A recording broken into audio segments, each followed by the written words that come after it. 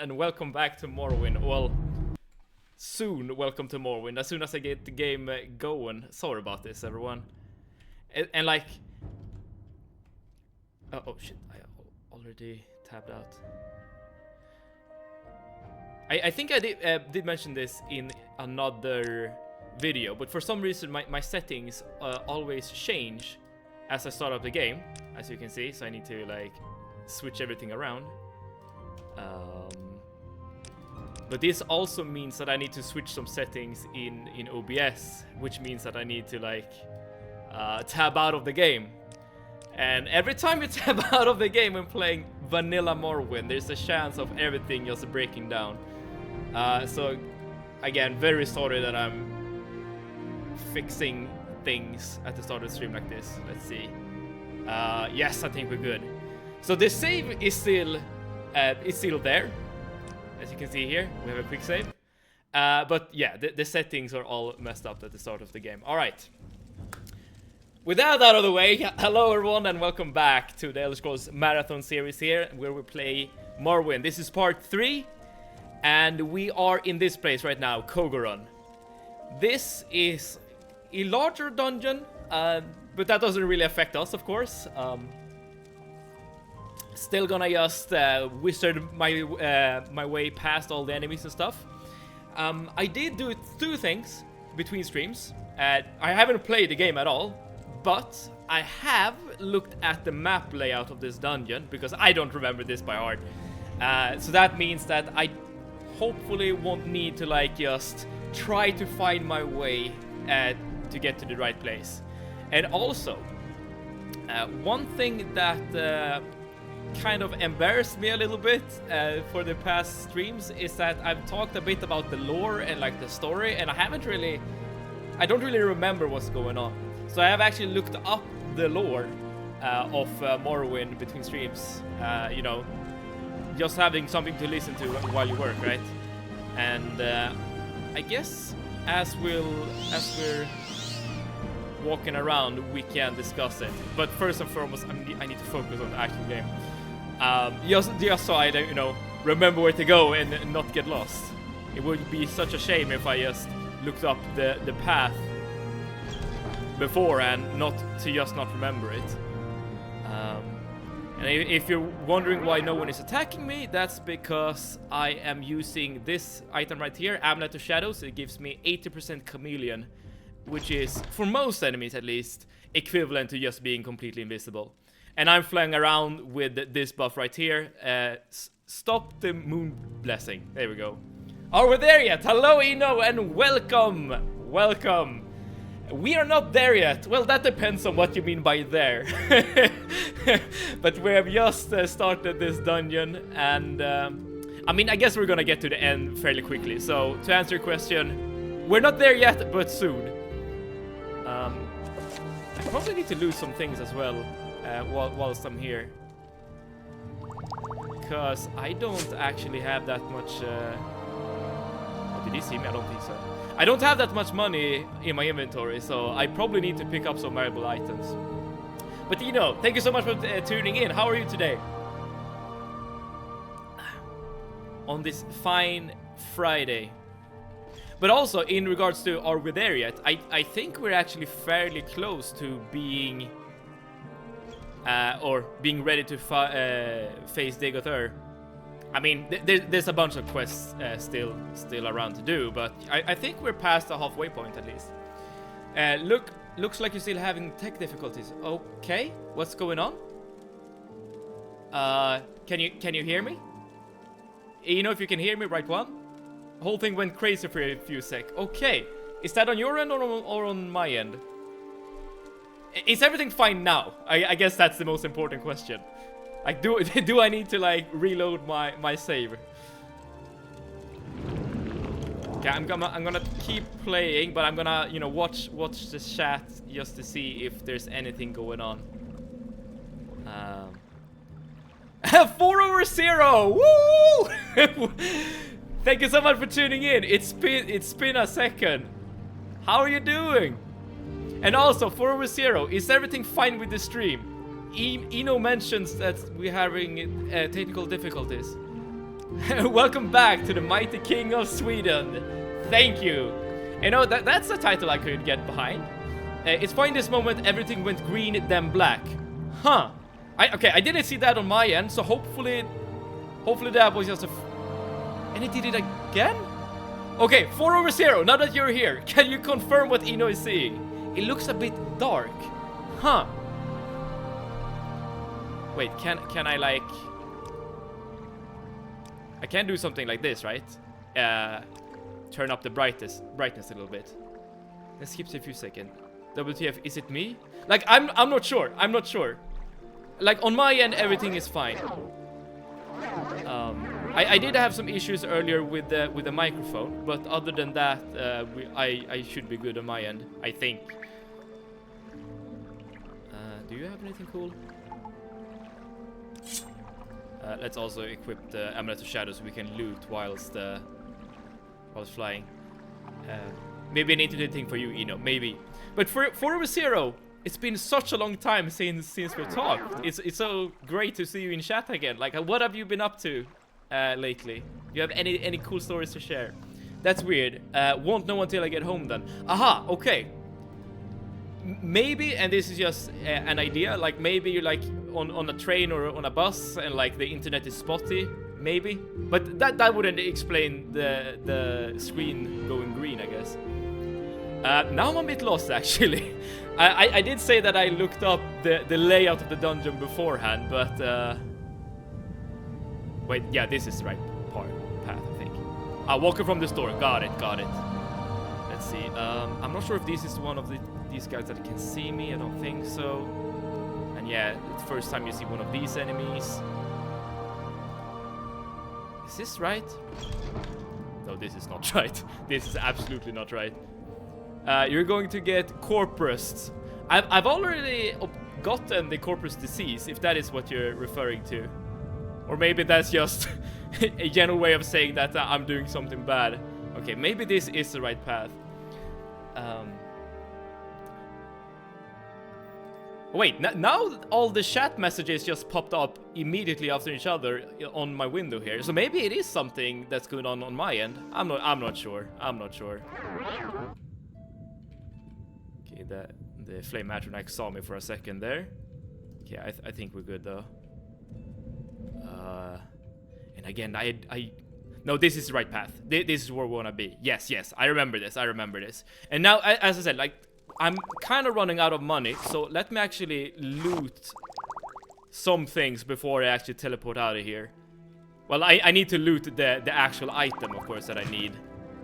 Oh yeah, Daedric Gauntlets, that's gonna sell for a ton. Yeah, there we go. The Shadow Shield, that's the item I'm looking for.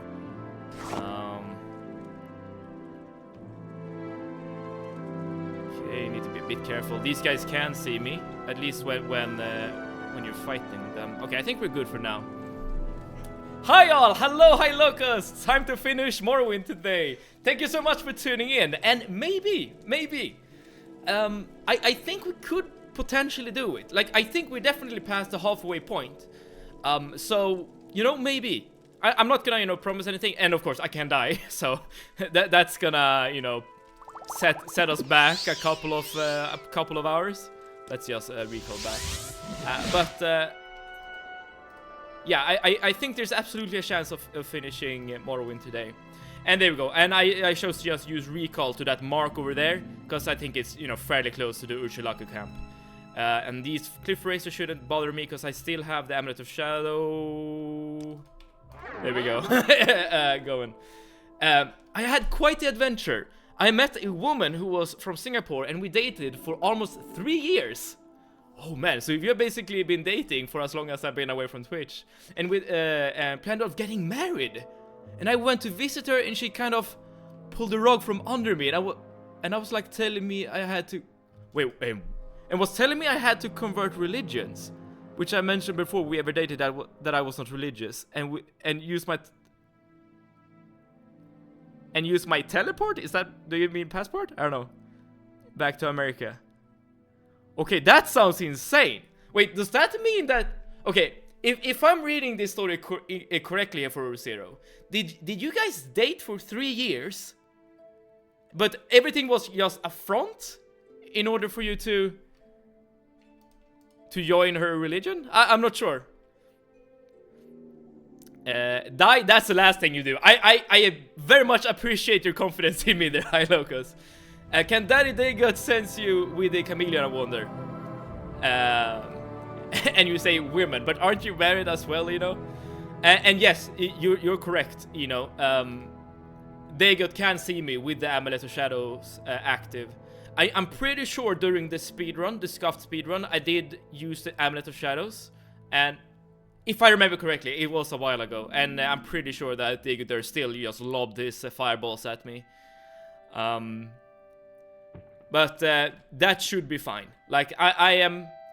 My plan of dealing with Daygut there has nothing to do with me being invisible. It's more to do with just flying about the place and avoiding projectiles.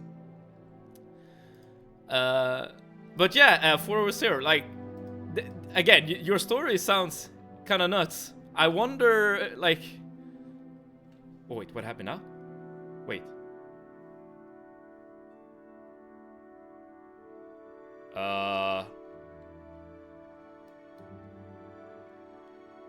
Okay, okay.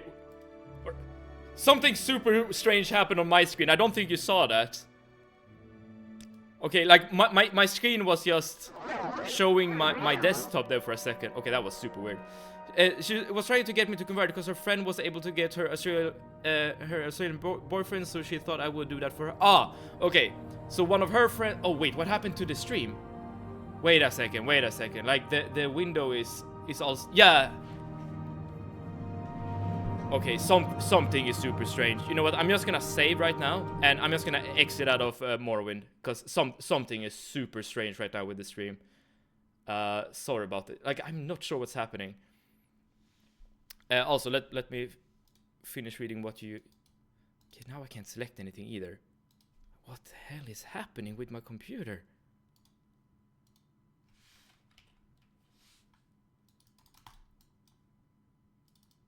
Okay, now I can at least start the game. Very sorry about this. I have no idea what's happening. Like, why the game is acting out in this manner. Is this a good time to mention OpenMV? I am kind of tempted, but I mean, we've gotten this far with this crappy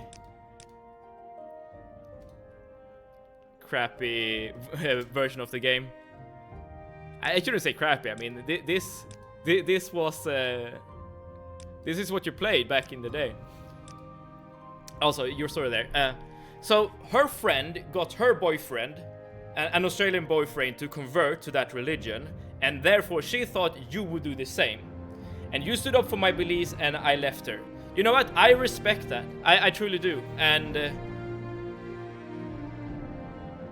I would hope that I would do the same. I mean, you dated for 3 years, so I imagine that, you know, it's kind of a tricky decision to make, right? Because, I mean, presumably you really liked each other, right? It's vintage, yes, very much so. I need to change one more thing before we can get going again. Okay, there we go. Right, so I was just flying around. If they can be changed, then they're not your beliefs. Oh, that's a very poetic way of putting it, you know. Yeah, I kind of like that. I mean, yeah, like, you believe what you believe for a reason, right? Like, you have presumably, you know, arrived at this conclusion based on, like, logic or, like, experience or whatever. And as Ino said, like, if your beliefs can be changed quite easily, then they weren't really your beliefs in the beginning. Holy green screen, sweet man. Wait, are we still having issues? What? Maybe I just need to restart my computer. It's well, because she made me look like the bad guy to her friends, and I unblocked her to call and made her tell the truth. Like, I will not be slandered. I can understand how that can be frustrating. Absolutely there, 400. I assume then that you like sharing social groups, you and your girlfriend. I can't be the only one, seriously. I mean, if someone else can tell me that I'm completely green or whatever, then I'll probably just restart my computer, because something is really acting up on my end as well with the game. Yeah, the same circles. Okay. Yeah, I understand that you don't wanna, you know, lose your friends and so on. But that's a really messy situation there. You're fine, David. Green where? Okay, so 4/0 and High Locus. The stream is fine on your end.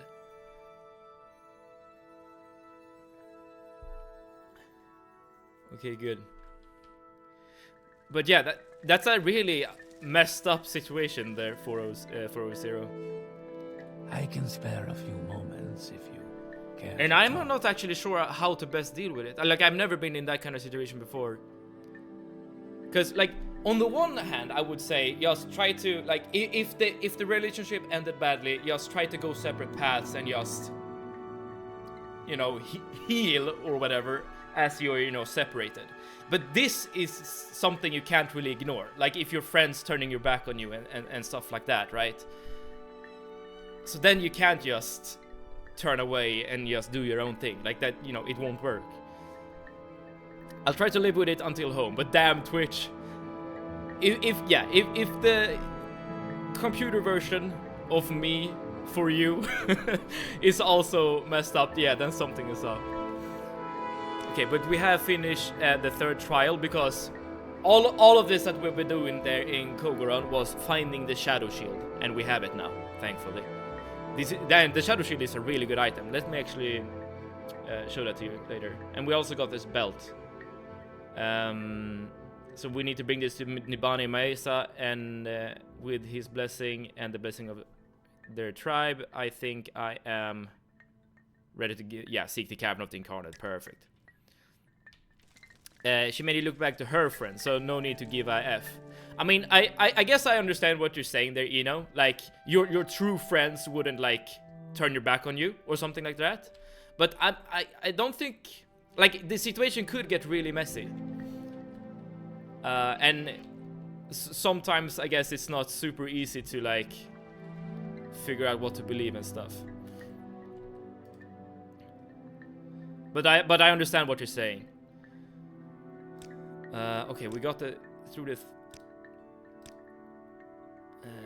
Yes, okay, so now she's giving us the information we need to open the Cavern of the Incarnate. And if you remember from yesterday, I tried to open that door then, but I wasn't able to, because I forgotten the step with the Kogoran dungeon that you had to do. Alright, but now we should be able to enter the Cavern of the Incarnate. Luckily for us, we have a recall spot here, and we just need to... Oh crap, I can't wait because I'm flying around. Okay. But that can be easily fixed.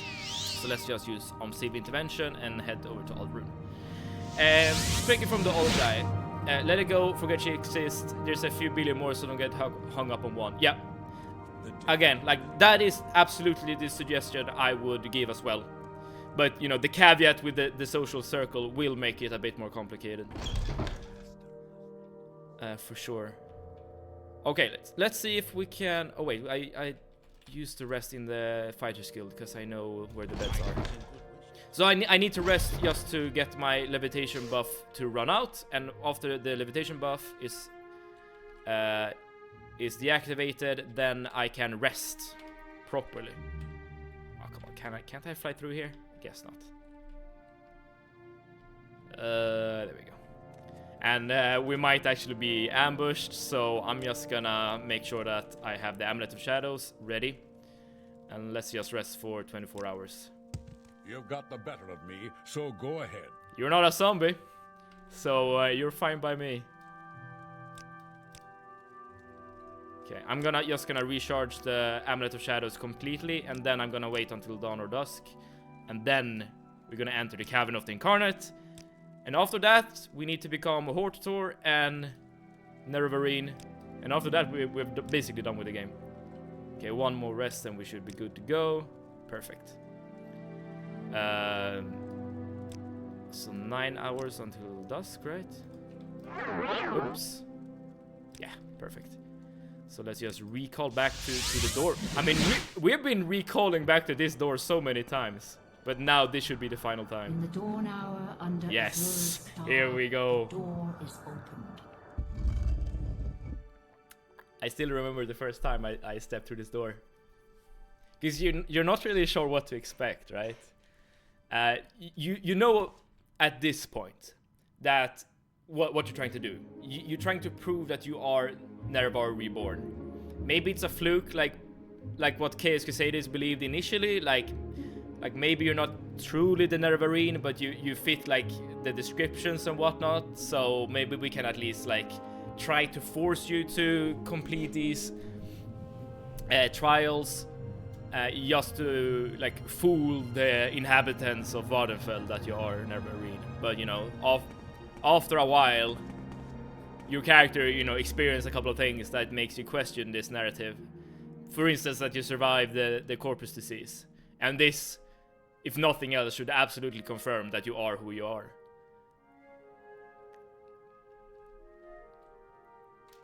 Nerevar Reborn, incarnate. Your first 3 trials are finished. Now 2 new trials lie before you. Seek the Ashlander Ashcans and the Great House Councillors. 4 tribes must name you Nerevarine. 3 houses must name you Hortator. My servant, Nabani Mesa, shall be your guide. And when you are Hortator and Nerevarine, when you have stood before the false gods and freed the heart from its prison, heal my people and restore Morrowind. Do this for me, and with my blessing. And there's not that many cutscenes in this game, so having that cutscene just jump scare you like this, it's kind of cool. Like, I think many players who play through this game remember this cave because of this reason. Oh, I also didn't show guys the Shadow Shield. So this is the item that we wanted to get for Sulmatul, to prove that, I guess, we are ready to find the Cavern of the Incarnate or something. And the reason why I really like the shield is because you get an invisibility spell on it, so you can cast invisibility without using mana. So I'm actually gonna wear the shield and just use it for the invisibility effect. Not only that, after you trigger this dialogue, or rather this cutscene, something really cool happens here in this cavern. As you can see, we have people looking at us, and what I really like about these guys is that these are the would-be Nerevar Reborn. Like the people who like try to... I think that's the case at least. I was not the one. Yeah, they're all failed incarnates. And for whatever reason, they failed to be, I guess, Nerevarine. But they can give us some tips. And not only that, they can also give us some items. So I'm just gonna talk to these guys and go through their dialogue, and then we can have a look-see in our inventory to see what we've gotten. We probably also want to sell at some point, and then discuss what's the next step, because that's not... Or maybe we need to like loot their... Oh, we can't loot their corpses, never mind. Because at this point the game kinda lets you do whatever. It's surprising they all survived the incurable illness.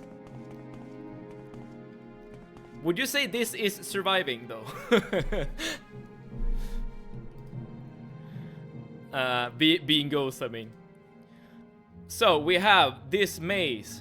I'm not gonna use it. This axe, I'm not gonna use it. But it sells for 12,000. That's kind of cool. This spear, I'm not gonna use it. I'm not gonna use it. Oh, I didn't notice. Fair enough.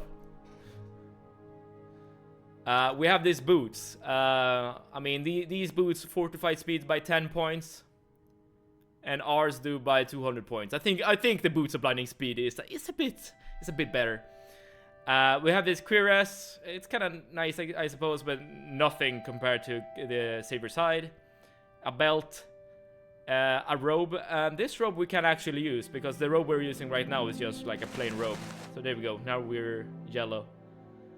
And here we have travel stain pants, and I'm gonna use these as well. Technically, I can use one of these belts, now that I think about it, because I don't have any belts equipped. There we go. They obviously all died from the incurable illness. I mean, that would be a great filter to filter out the would-be Nervars, right? The great filter. And also, I mean, if they can't survive the disease, they have no business going up the Red Mountain, because the Blightstorms there could be quite messy. Okay, but I'm gonna take a few moments now to just sort through my inventory, and as we do that, we can discuss where we are in the main story and what's coming up. And I also need to recharge my my levitation buff. Okay, so as Asura said in the cutscene, and by the way, if you don't know, that was Asura, the Daedric Prince, yes. And she wants us to do a couple of things. We need to be named Hortator by the noble houses here in Vardenfell, or this island in Morrowind. And we need to be named Nervarine by all of the Ashlander tribes. So the Urshulaka tribe already have named us Nervarine, so that, you know, we're good on that point, on that part. But there are other tribes that we need to discuss, or need to get to and convince. Never forget the giant Swedish flag civet leaves on top of Red Mountain after absolutely dunking on Degatar and the false god tribunal. And you know what? I'm gonna plant another flag there for Overzero. Hopefully, maybe in this very stream, but we'll see. So, all in all, there is 7 quests we need to do now. And we can do them in any order we want. I think I personally want to do the Hortator part first, because those quests are kind of easy. And the quest you need to do for the Ashlanders, those can actually like end the run. Like maybe not by you dying, but for other reasons. Yes, let's also finally get some money back. We really need it. I need to make sure that I get as much money as I possibly can as well. So I'm gonna sell these items after I've reset the merchant's money.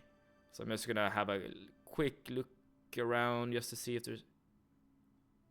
Wait, didn't the guy want the House Dagoth cup? Ah, whatever. I'll just sell it. If I need it later, I can just come back here. Okay, let's reset the goal. I personally like House Lalu. I always like the Morag Tong over the Dark Brotherhood. There's one thing I really like, in theory, about the Morag Tong over the Dark Brotherhood. And for those of you who don't know, the Morag Tong, they are like the official assassins in Morrowind.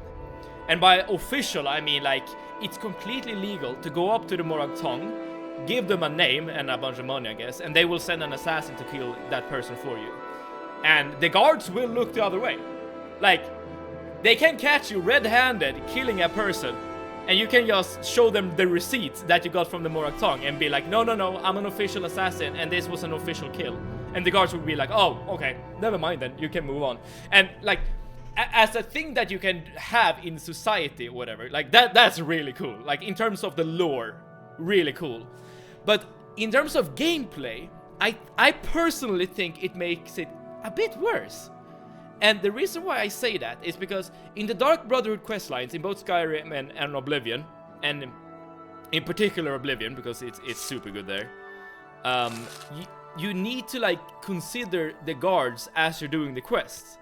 Like, for instance, like you might have an assassination target somewhere that's tends to end up in like public places, and then you need to be like, okay, I have these witnesses, and these witnesses are gonna run around and tell the guards, and then I'm gonna have a bounty on me, and like it adds a bit more gameplay to it, to your assassinations, if you need to like worry about the guards in addition to actually fulfilling your contract, in my personal opinion.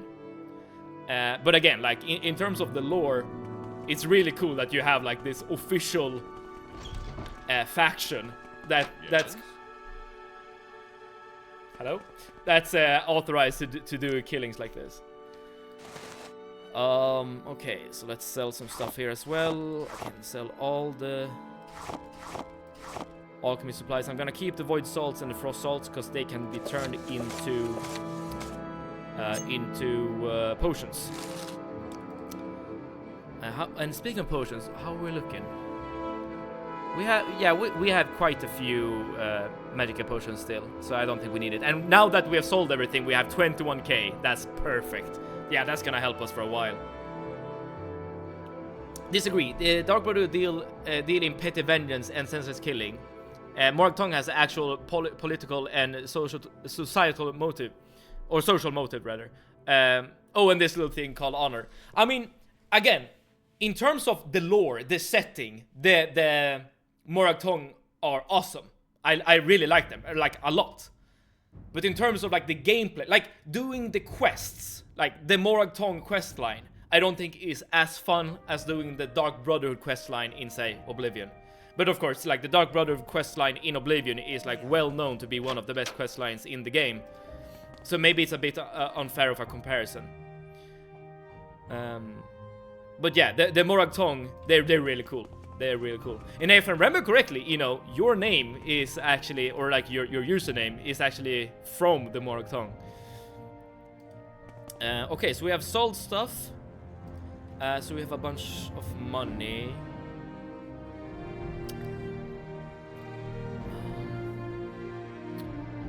So yeah, let's just start doing the quests. You mentioned House Lalu there for Overzero, so let's actually start with House Lalu.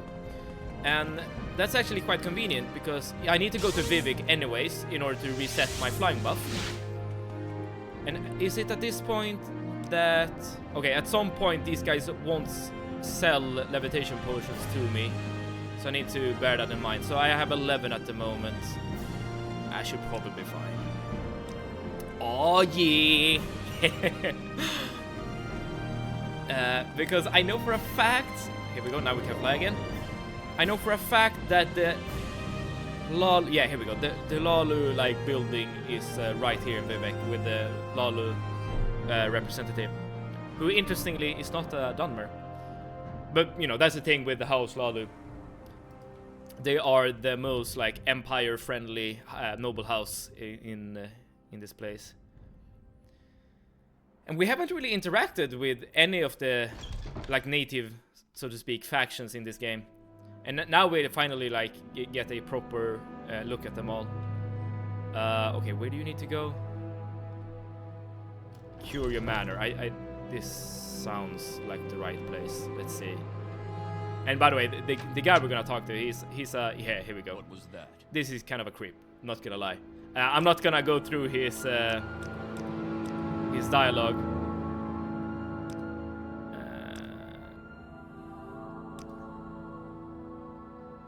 But you know, if you ever play this game, you know, take your time to read through this, and I guess you can all make up your own opinions about this guy, especially if you do the. I think there's a quest. Now I might be misremembering here, but I know for a fact there's a quest where you need to like find an actor or actress for his play or something, and it's, you know, it's basically the origin story behind the lusty Argonian maid. If you're aware of that thing in the other games, like the Lost Argonian maid books. Okay, but now I need to find the other representatives of this house, and I don't remember where they are. So now I need to figure out what he told me by reading this book here.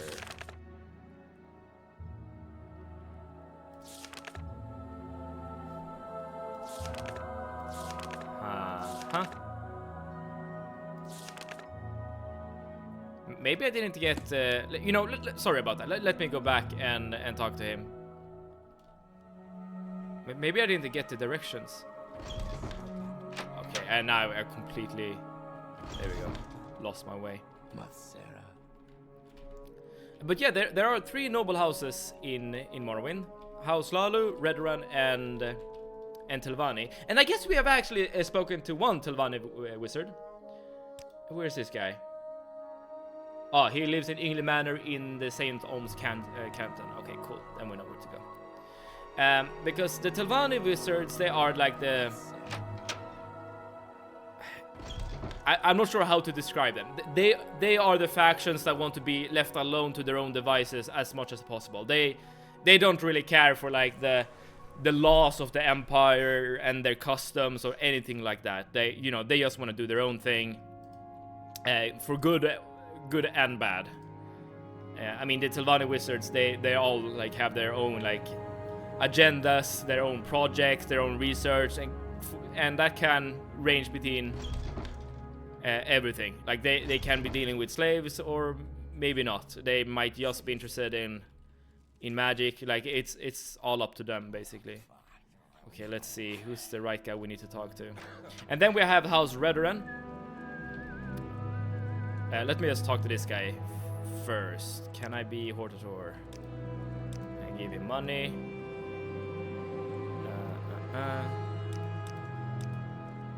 And there are some more people as well. I'm just gonna spam his dialogue to just fill up my journal, and then we can have a little read. Oh man, he's a lot of dialogue options. What's your story?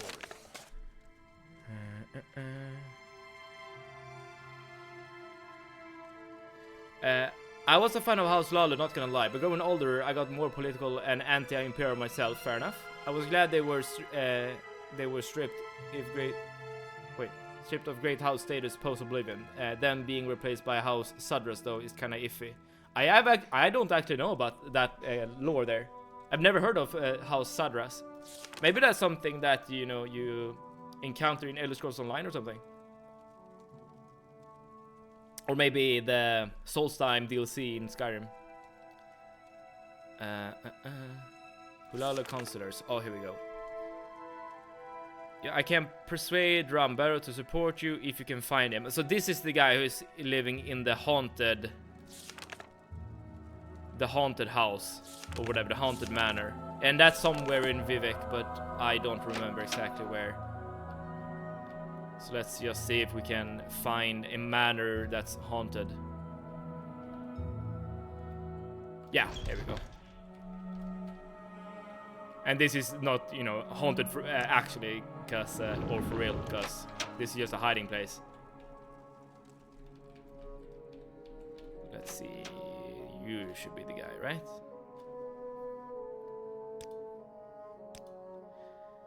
You found me, that means you're resourceful. Yes, I will name you Hortator. Okay. Alright, so let's just continue talking with the people and be named Hortator. So the House Lalu quest line here is actually the easiest one, because you don't have to kill anyone or anything. Like, you do have to cough up some gold pieces to get some support. But other than that, it's just a matter of talking to people. So, Orvus Dren, he's the head of the Kamanotong, and he lives in a plantation in the Asadian Isles. I can bribe him or trick him, and he really dislikes the Empire. Okay, I don't actually know where these isles are. Dren Plantation, that was his name, right? Oh shit. Sorry about this, everyone. Yeah, Dren's approval. Okay, so that should probably be the place then. Okay, cool. Very nice. Yeah, so we're almost done here. But I was talking about the different factions in the game. So yeah, we're dealing with House Lalu, and as Eno pointed out, and that we've discussed, they are very Empire friendly. And they're I guess saying that they're Empire friendly could, be a bit of a deceptive way of actually describing them, because I think they're more interested in like manipulating the Empire, like using their contacts, their resources, and so on, for their own benefit, and they're more than willing to, you know, make some sacrifices in terms of their own customs and stuff like that in order to get their wish, basically. They want money. There you go. Yeah, there you go. And they're kind of in stark contrast to House Redoran, and they're like the most honorable like house left in Morrowind. They are like the warrior house. They're very traditional, and I guess they're like kind of mostly connected with the old ways. And by the old ways, I might be wrong here. I might actually be completely wrong, but I think they're like most friendly with like the Ashlanders and the like the old faith. And by old faith, I mean faith in Ashura. So what's happened kind of recently? Oh well, I say recently, but you know it you know was a couple of 100 years ago, I suppose. These guys, the tribunal, took over as the gods of the Dunmer people. Oh, let me continue this little explanation rant after we talk to this guy. So I think we can probably charm him, and that should be that. Let's have a little look-see here. There we go. Okay, so let's... Yeah, we want to protect Morrowind from the Empire, because we remember, this guy is not a supporter of the Empire. Long believed it was a mistake to turn from the old gods. Speaking of which, perhaps Ashura is with you after all, and perhaps not. I will tell you that I've spoken with Dagoth and he promised me the same thing. So this guy has actually spoken to Dagoth, and let's actually like take a moment to discuss like who is Dagoth, and it's related to the tribunal and stuff. I'm your ally. I will tell Valando Manin and blah blah blah to support you as Ortator of House Lalo. If I remember correctly, you still need to speak with these two women in order to actually get them on your side, but at least now we know that he will support us, which means that they will also support us. One of these women are very close to Vivek, east of Vivek, and the other I don't remember. Oh crap, I did not... My intention was not to teleport here to Balmora or whatever.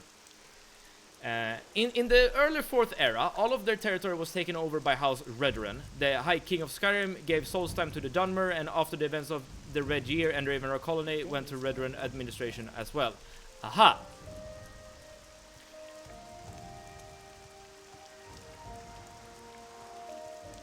So that means, like, does that mean that that house doesn't exist in this game? Because they're basically been taken over by House Redoran then. Let's see. So yes, as I said, my intention was not to teleport away from Vivek. I didn't realize I was that close to Balmora. Okay, so let's just head on over eastwards, and we'll see what we can do. But yeah, let's discuss a bit about like the lore behind Morrowind.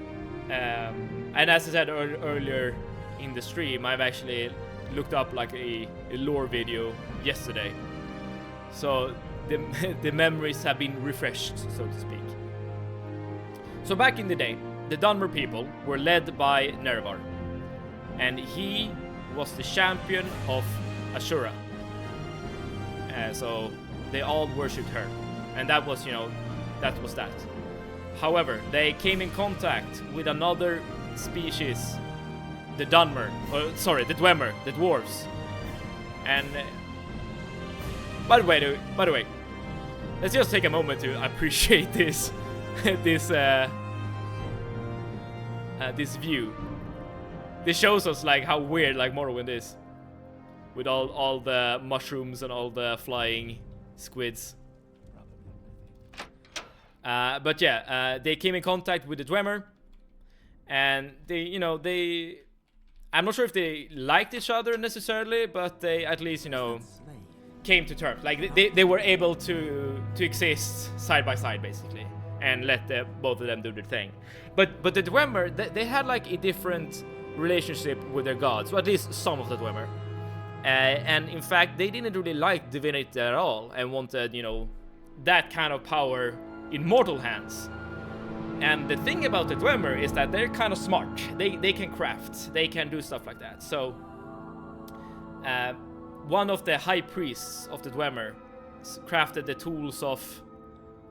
I've forgotten his name, but the tools of his name. And with them, they were basically able to craft like godlike powers. And this was not well received by the Dunmer. Especially Degothur, who was just a quote-unquote normal elf at that point, who, you know, told Nerevar about this. And Ashura was as well. Tonal Architect Kagranak, there you go, that's the name I was talking about. Mind if I link my summary? Yeah, for sure. Also, I forgot your message there. Very few Hulala live. You can find some of them in Greyquarter. You can actually stop a coup by them in the Dragonborn DLC. Huh. Not much of their holding remains at all, if anything. Enjoy. I'll have a look at that later on. I should probably spend more time with the Dragonborn DLC. I've basically only done the main story there. Okay, so this woman will name a Sortator, and we can move on to the next one. And again, I don't really remember where she lives, but hopefully our journal can help us out on that front. But yes, with the tools of Kagranak, the Dwemer, or again, some Dwemer, were able to at least start obtaining the process of getting like divine power. And Ashura was not a fan of this, you know, along with a bunch of other Dunmer. So, and I guess I'm skipping over a couple of details here, but it ended up with the Dunmer and the Dwemer fighting. And after their fighting, the Dunmer obtained these tools of Kagranak, and they, you know, were fully aware of the power these tools had. And this is how the tribunal was formed. The generals of Nerevar, Vivek, Amalexia, and Sothasil, who are now known as the Tribunal, the Living Gods, they used the tools in order to obtain godhood, and they killed Nerevar in the process. There were no Dunmer in the Dwemer times. That is true. They became Dunmer after this event. So Asura was not very pleased that these guys killed, well, her chosen champion, Nerevar, and essentially just obtained god powers on their own. And from the point of view of the tribunal, they basically said that we're finally free from the yoke of Asura. We can now, you know, do whatever we want and be good to ourselves and other people and whatnot, and not have to bow down to the divine. And that is a bot. Let's see. We also need to find...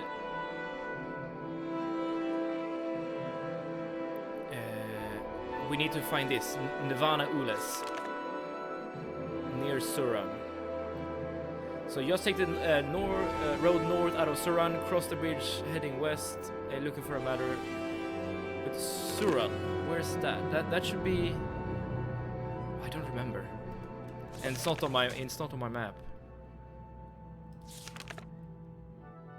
Just take the road north out of Suran. But where is Suran? Ah! I know that Suran is like eastward-ish of Vivek, but I don't know exactly where. Alright, I guess we're just gonna fly a bit and see if we can get there.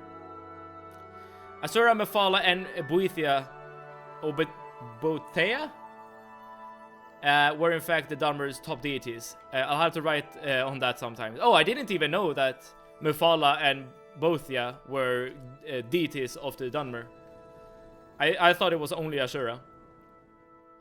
But anyways, as Eno pointed out, they were not actually Dunmer at this point, because after Asura cursed them, their skin turned grey, and that's, you know, the origin story, I guess, of the Dunmer people. But, you know, they actually did quite well for themselves. Even cursed and discarded by Asura, because again, like, the tribunal was still there, and they had god powers using the tools of Kagranak, and they were immortal. So yeah, they were like, This is fine. Like, Cern is to the right of the big lake above Vivek.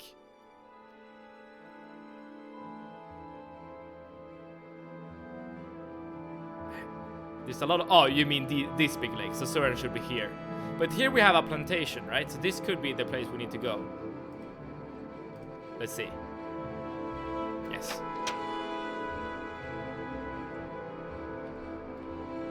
But not everything ended up... Let's just have her name on Sortator. Cool. And let's use some Civ intervention. Hopefully we're closest to Vivek. Yes, we are. And now we can just talk to the representative of House Lalu, and we will be named Hortator of House Lalu. So easy peasy. So the reason why there's still issues for the tribunal at this point... Where are we? It's because Degothar. So Degothar is still the other Dark Elves who knows about the Tools of Kagornak, and I guess he like went to sleep or something, into stasis, I don't know, after the fighting with the Dwemer, and he has been sleeping for a long time, but he has now woken up. Oh, here we go. A lot of information here from, you know, Nero was mortally wounded in the battle with Vorin and entrusted the heart's fate into his friend. Okay. Amalexia and Vivek, desiring divine power, straight up murdered him with or without Sotasil's aid, unclear on that one, to keep him silent and claim the heart's power. Asura, enraged by the betrayal, cursed the Chimer, turning the golden skin to ash and their eyes to red. Behold the Dunmer. Asura then prophesied that Nerva would be reborn and avenge his crime and set things right, to quote myself. Yeah, that, you know, you're hitting the nail on the head with that one. That's what happened in the past. But the Degothar, his role in all this is that he's like waking up in Red Mountain, where they did all the fighting back in the day, right? And I'm not sure about the details, but for some reason, like, him waking up also like brings forth this disease, the corpus disease, and also kind of creates a wall, or like for some reason separates the tribunal from the heart, from their power, which makes the tribunal gods mortal again. And this is really bad for the Dunmer people, potentially at least. So Dunmer, or rather Degothar, definitely has the means to cause real damage to the Dunmer people. And Degothar, he himself desires this power that the tribunal wants. So he wants to become a god. Let's see, we're Hortator, and we now have the belt of the Hortator, which fortifies our magicka. Let's use that belt. But there we go. One great house done. So let's do another great house then. Let's do. Should we do Red Run? I think that's the second easiest. Yeah, let's do that. So we're quite close to the Forum Quarters. And House Redoran, they are located in Aldrune. And the good thing about the quest for House Redoran... Oh yeah, I just remembered that these supply chests, they refill after a while. So now we can get some free potions, which is nice. The good thing about the House Redoran quests is the fact that you don't need to like travel around that much. Everything you need to do for House Redoran... Oh, no, that's not true. I'm actually lying. You need to travel to Vivek at one point. But other than that, everything you need to do takes place in this shell-looking building. Yeah, the architecture of House Redoran, or I guess old school Dark Elves, is quite cool.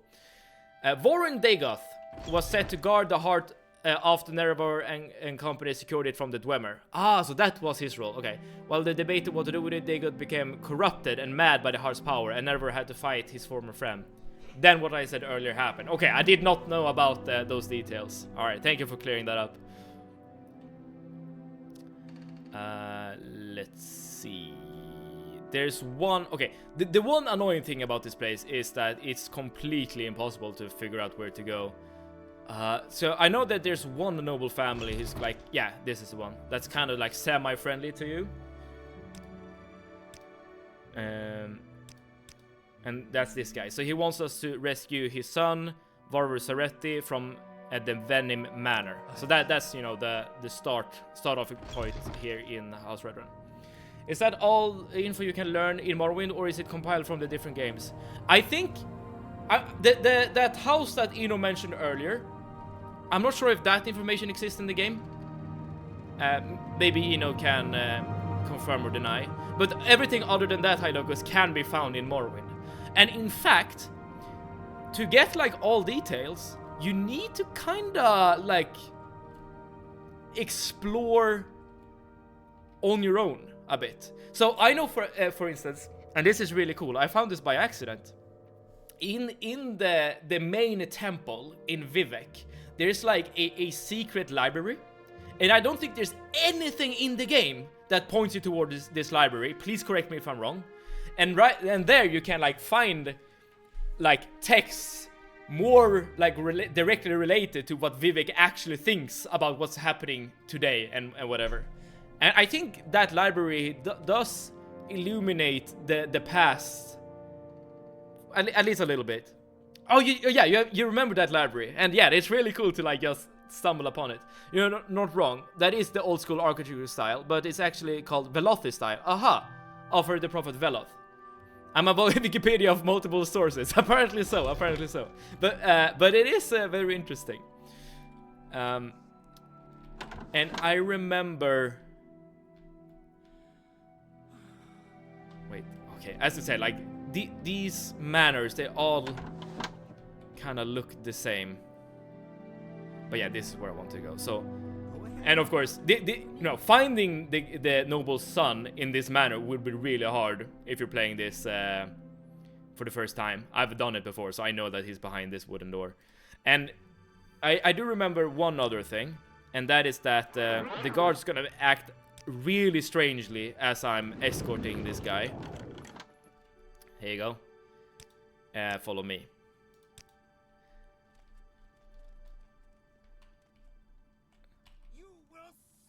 There you go. Like, they start yelling and stuff, but they're not doing anything.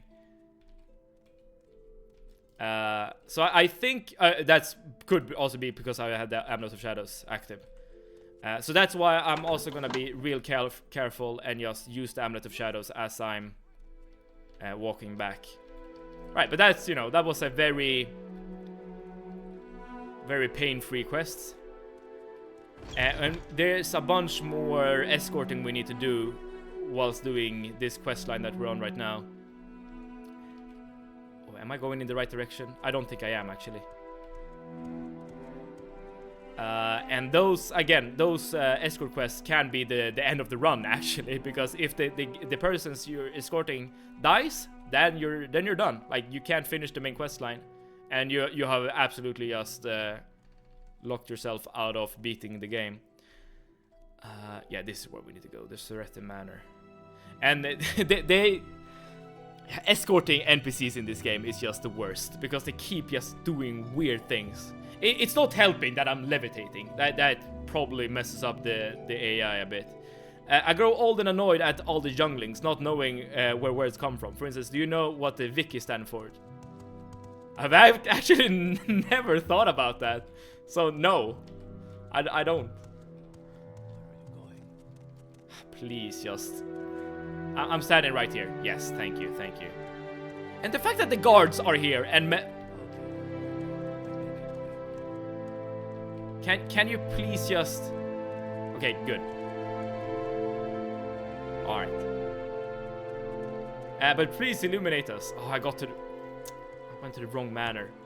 Okay, can you understand my frustration with this place now? Everything looks the same, and you get stuck on stuff. What you know is something.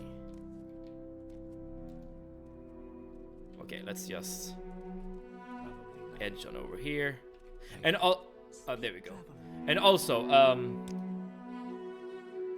this quest line, House Ortator, it's fairly pain-free as well. You don't need to do a lot of killing and stuff.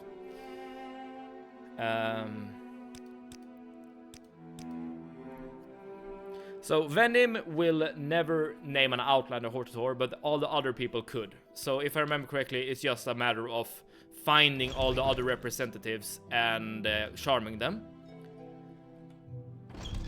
And after that's done, we need to go to the Vanny Manor and duel the main guy in order to become Hortator. And then we're done. But again, I don't remember where the right people are.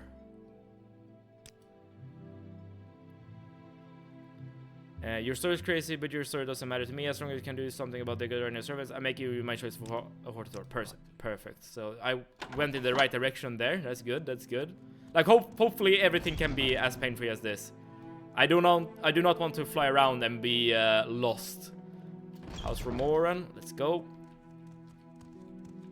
Because there isn't like a, let's say, obvious throne room or whatever.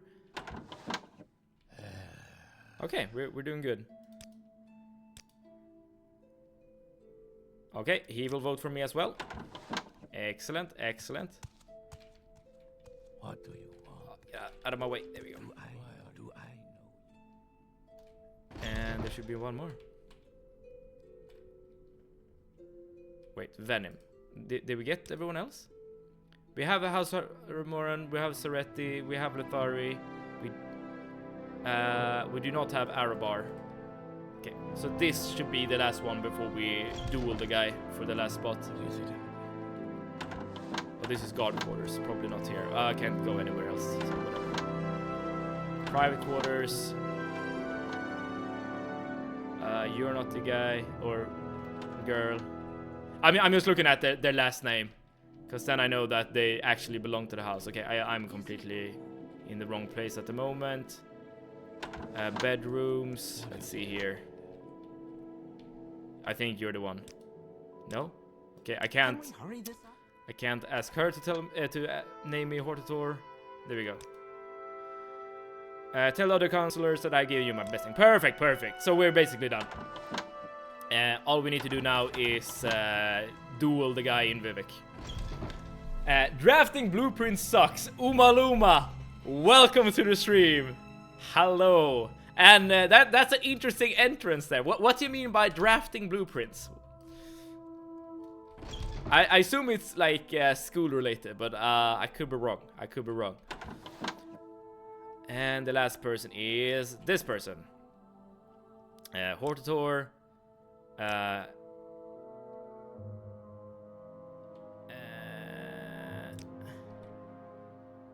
Wait. Okay, maybe I need to talk to House Ritti first before I actually challenge him to a duel.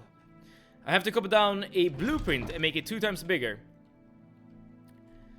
That doesn't sound that bad. Can't you just like copy it and and just select all, scale up or something? I'm not sure. I am probably super ignorant when it comes to these kinds of things. Yes, but doing it... Oh, you're doing it by hand. Yes. Now that I can understand being a bit more annoying.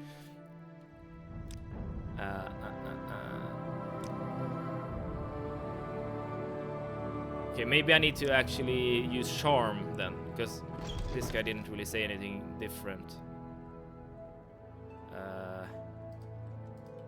Here we go. I'm late. Did we open the Cavern Incarnate door? Super of the week. First and foremost, thank you so much for tuning in again. Welcome back. And yes, we have opened the door. We are right now in the process of becoming the named Hortator of Redoran. We have already done House Lalu. So we have made some progress, but don't worry. Like the coolest quests are still left, and most notably of all, of course, beating the game. We'll see if we'll be able to do that today. We could, absolutely, if we're lucky. Let's see here.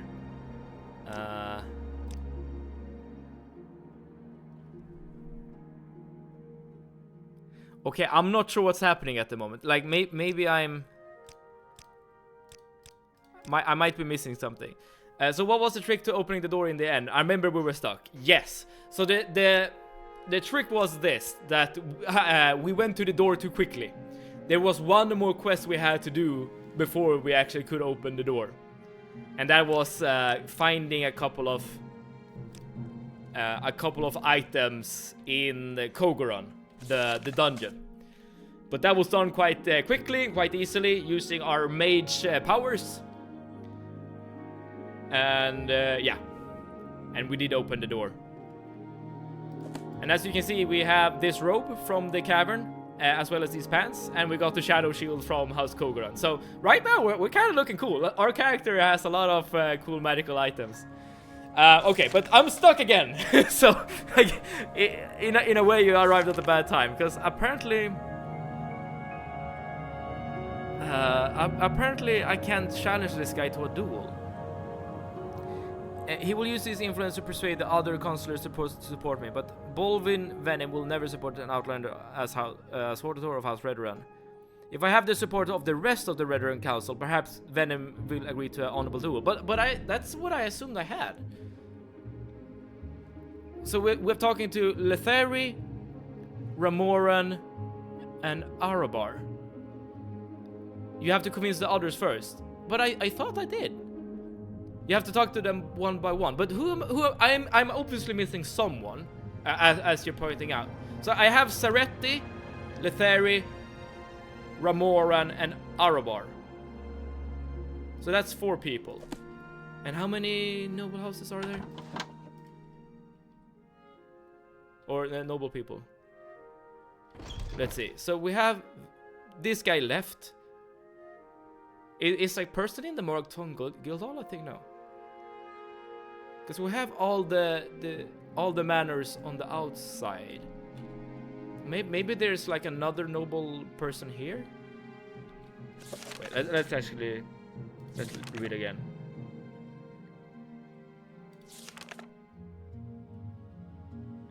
Sorry, I don't wanna join House Red.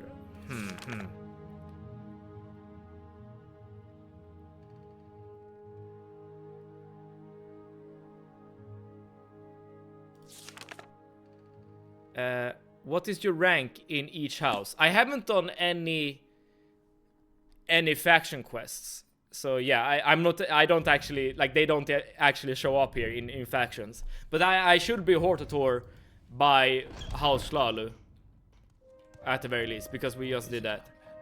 I think you need to climb the ranks. Are you sure?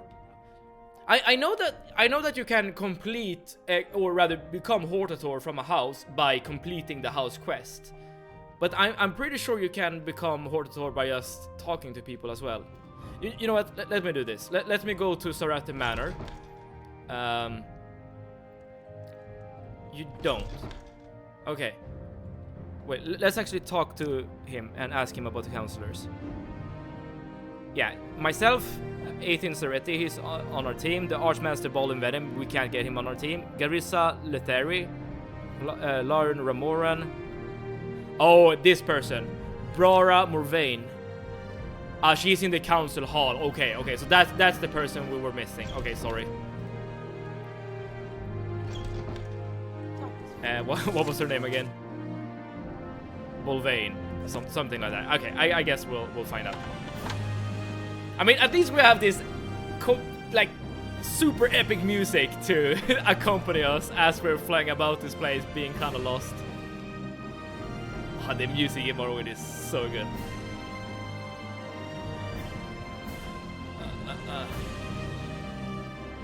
And I'm just looking at the names that's on the doors.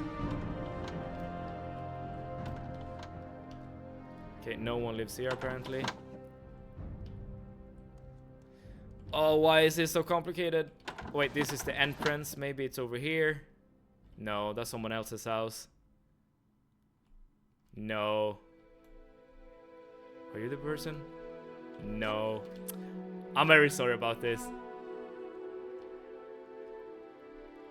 Practice room. What is it? Oh! This guy looks like that companion in Skyrim. That's kind of cool.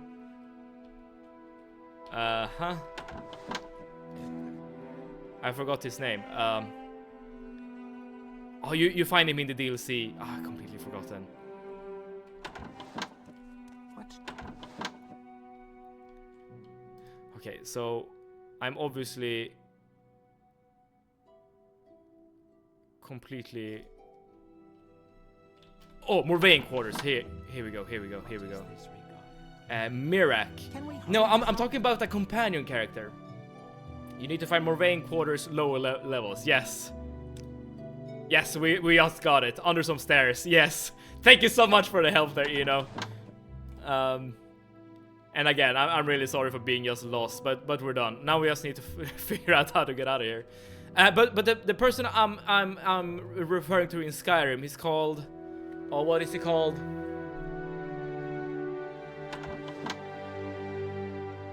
He's in a bar in Solstheim. Oh, I've forgotten his name. And like his way of fighting is like using a sword and fire magic. I'm completely blanking on his name. Like I know exactly who he is. I know where to find him, but the name, I can't remember the name. Okay, so now we probably can go to Venom Manor and talk to the guy. And if not, then Soup of the Week is correct that you need to climb the ranks. Is there something you need? You have played your tricks on the other counselors, but they will never work on me. And something. Meet me in the arena. Perfect. That's exactly what I wanted to hear. Okay, so all we need to do now is head to the arena and fight him off. And then we're done with the House Veteran. And we don't have to fly around this shell-looking... Oh, crap. Shell-looking place. I mean, the architecture is really cool. Not gonna lie. It's just very hard to remember where everything is. Maybe I should do like a run where I do all the quests for House Veteran. I haven't done that before. Because maybe at that point you will actually figure out where everything is. Love the architecture. Yeah, for sure. Free Daedric Katana. Oh yeah, the guy we're fighting will have some really good items. What may I do for you? Maybe I should actually sell first. No, I don't really have anything to sell. Okay, never mind then. I was thinking about like clearing out my inventory so I can get more stuff. Please move out of the way. Okay, so we need to go to the arena, and the arena is here. Yeah, southwest. I think this is the one that we're flying towards. So this guy will already be waiting for us here in the arena. He will be very mad, but luckily for us, we can very easily kill him. There we go. I don't think he has any range attacks whatsoever, so I don't even think I need to activate the Amulet of Shadows. He will be very tanky though, so this is gonna take take a moment. Do we do a gainer speed run? Okay, why isn't this working? Gainer is a very cool character in the Tribunal DLC. He's a wood elf with basically infinite luck. Okay, so something is obviously not working here.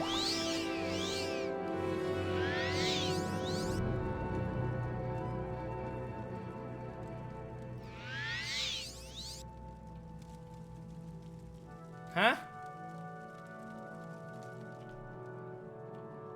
Wait, what?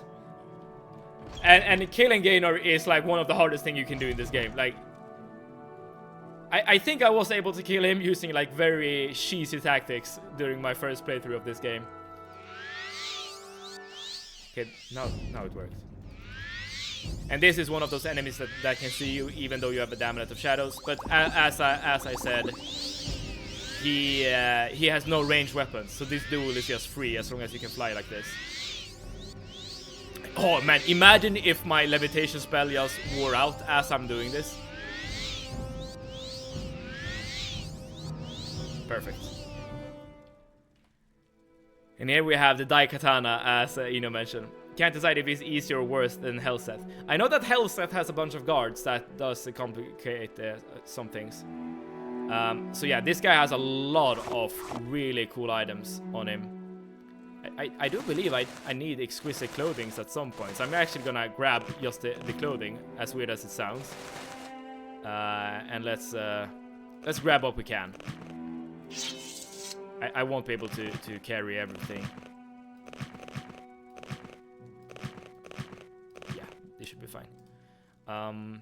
Perfect. Well, that was easy. Let's also real quick sell before we do the next quest. But now, yeah, now we're done with House Redoran. Also quite easy. And then we only have House Telvanni left and the Ashlanders. House Telvanni, you do need to do a lot of traveling for the House Telvanni quest line. I do remember that. And you need to fight one person. It's actually a very easy fight, like basically every fight that we've done. Let's turn in the quest first and then we can sell. But it will be it won't be risk-free, I guess. Like it's basically risk-free, but not as risk-free as the fight we just did here in with the House Red Run quest. But we'll get to that point when we get there. First and foremost, let's just hand in the quest here. Be named Hortator of House Redoran. Then we'll sell real quick just to clear up our inventory. We could even, if we want, like get some mana potions and stuff like that.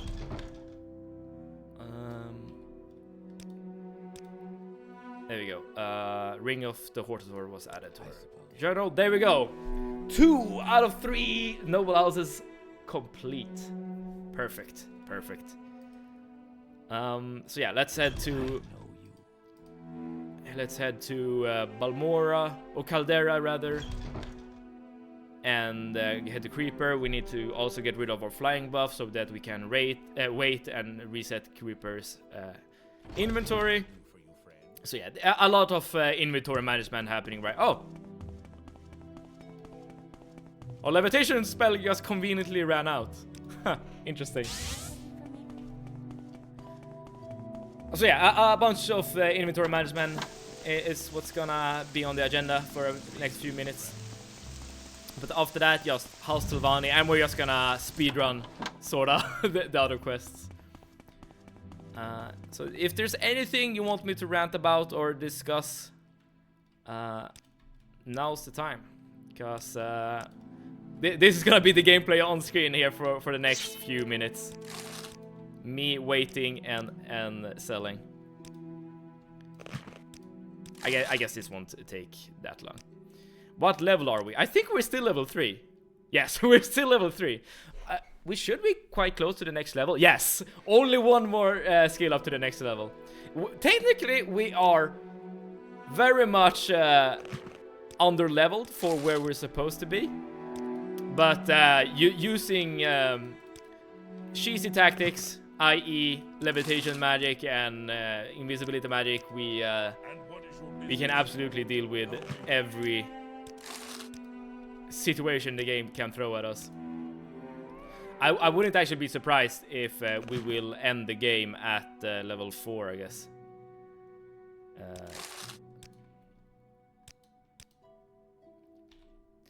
I mean, you could also, if you want to like redo my run, you could actually like pick, like say athletics or something as one of your skills, just to like get passive level up skills or whatever you call it. Okay, I think we're done here. So that you can get some levels. They're like there's no. Okay, I remember that guy now. I shouldn't have pushed so hard. How may I help? Yeah, I'm listening. Did he equip the robe I sold to him, or has he always looked like this? Man, I'm getting paranoid here.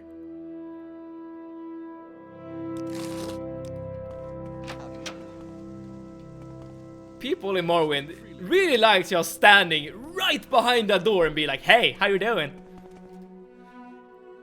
I mean, maybe it's a cultural thing that I haven't really figured out yet. Right.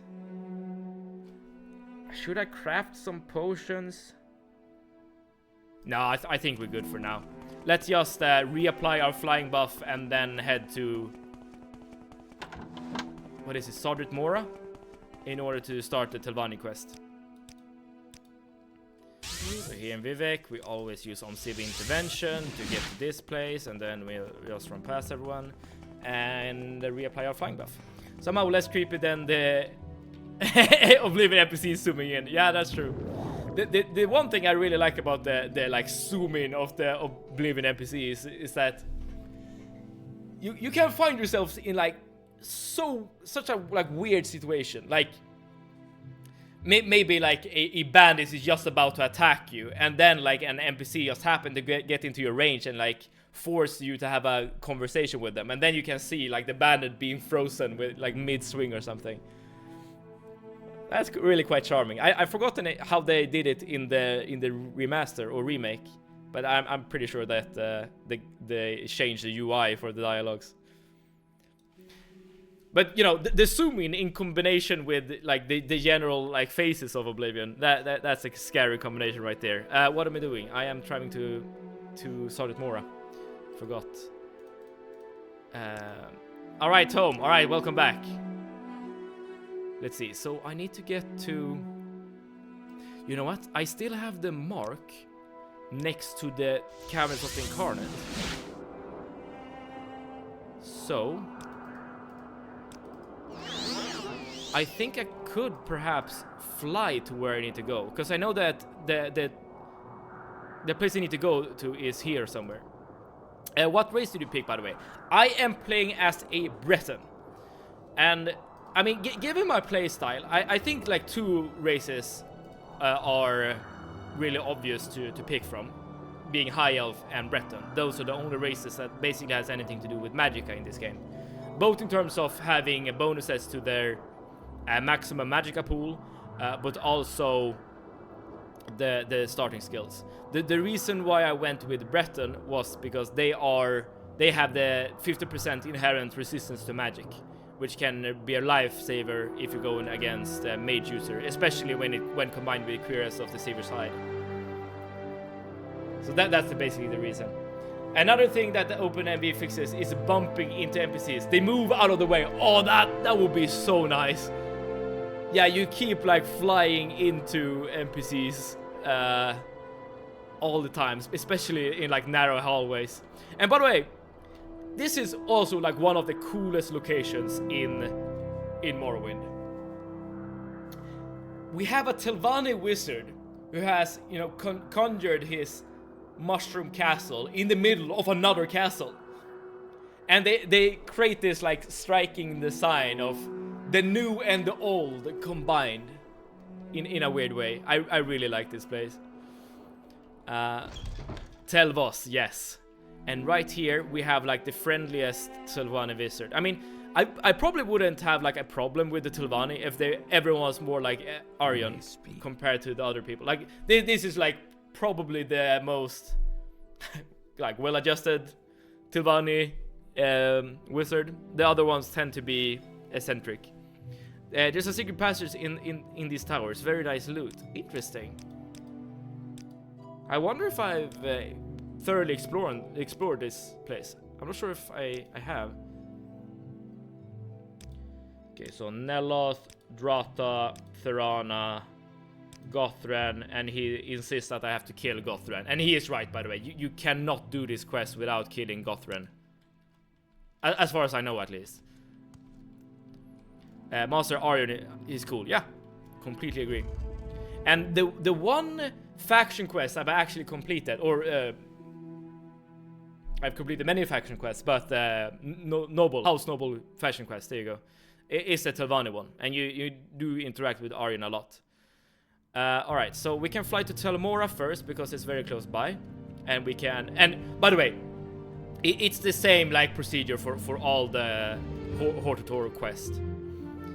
You need to convince one of the counselors that you are indeed Nerevar Reborn, and they're gonna be like, okay, cool, but you need to like convince the other counselors in my faction as well, and which, you know, has you running all around the place, or flying in this case, and teleporting in order to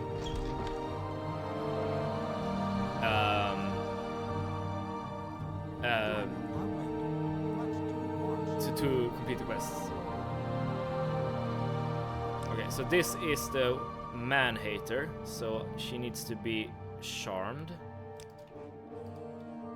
So as I said, like all the counselors, Tilvani wizards, are kind of eccentric. So the deal with Drata here is that she hates men. So all of her servants and like soldiers and stuff are all women. And unfortunately, we're playing as a male character, so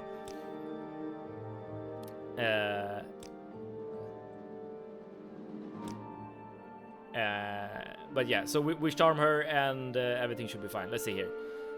So we're crawling at her feet because we are a man, and yeah, and she is happy with that and names me Hortador.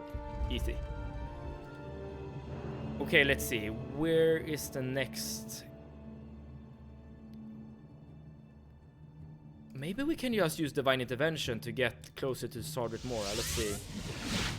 Yes, we can. Perfect. So now we can kill Neloth. No, not kill.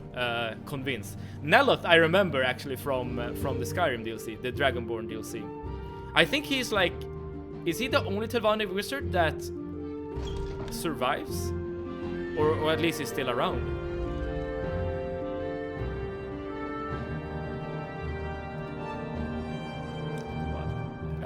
Like after the events of Morrowind.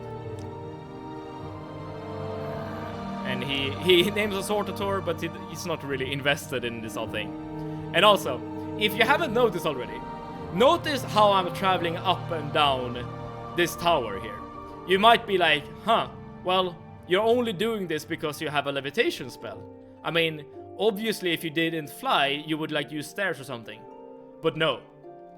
The Telvanni wizards, they only like talk to people that knows levitation magic, because if you don't even know this simple levitation spell, like why would a Telvanni wizard like waste any amount of time on you? And that's a detail I actually really like. Which means that if you're not playing as a either mage character, you're not using this buff that I'm using, you need like levitation potions, you need maybe like these travel stained pants with levitation effect, or like you need something, right? And that's really fun. That's something I really like. Okay, so who do we have left? We have spoken to Neloth, Drata,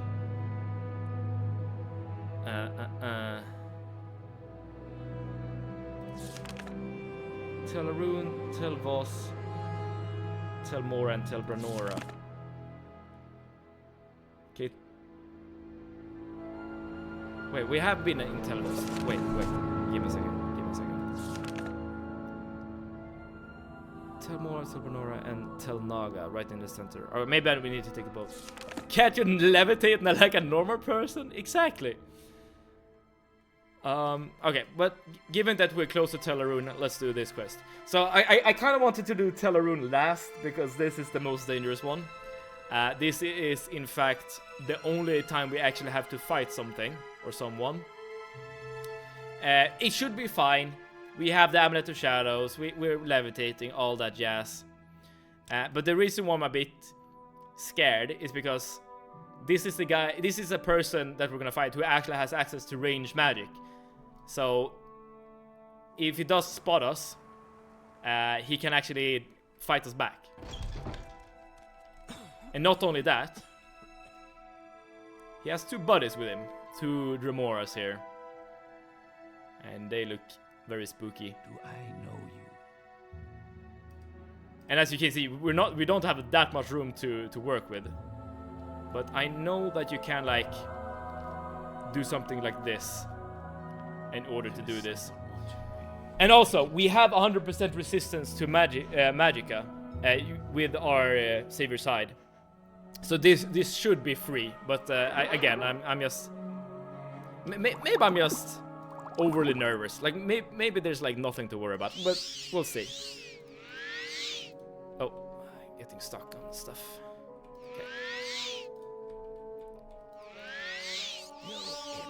Okay, we leveled up. Awesome.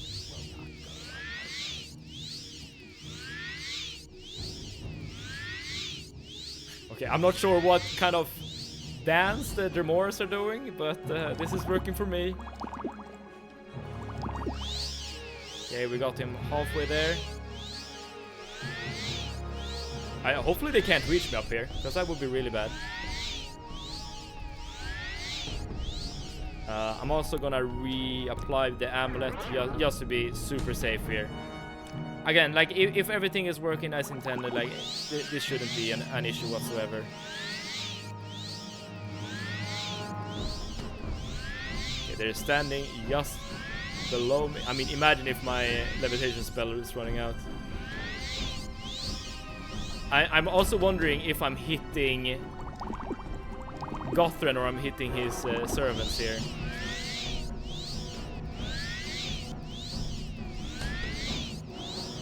Yeah, I think some of these bolts are actually hitting the Dremora. So this is probably taking longer than it needs to.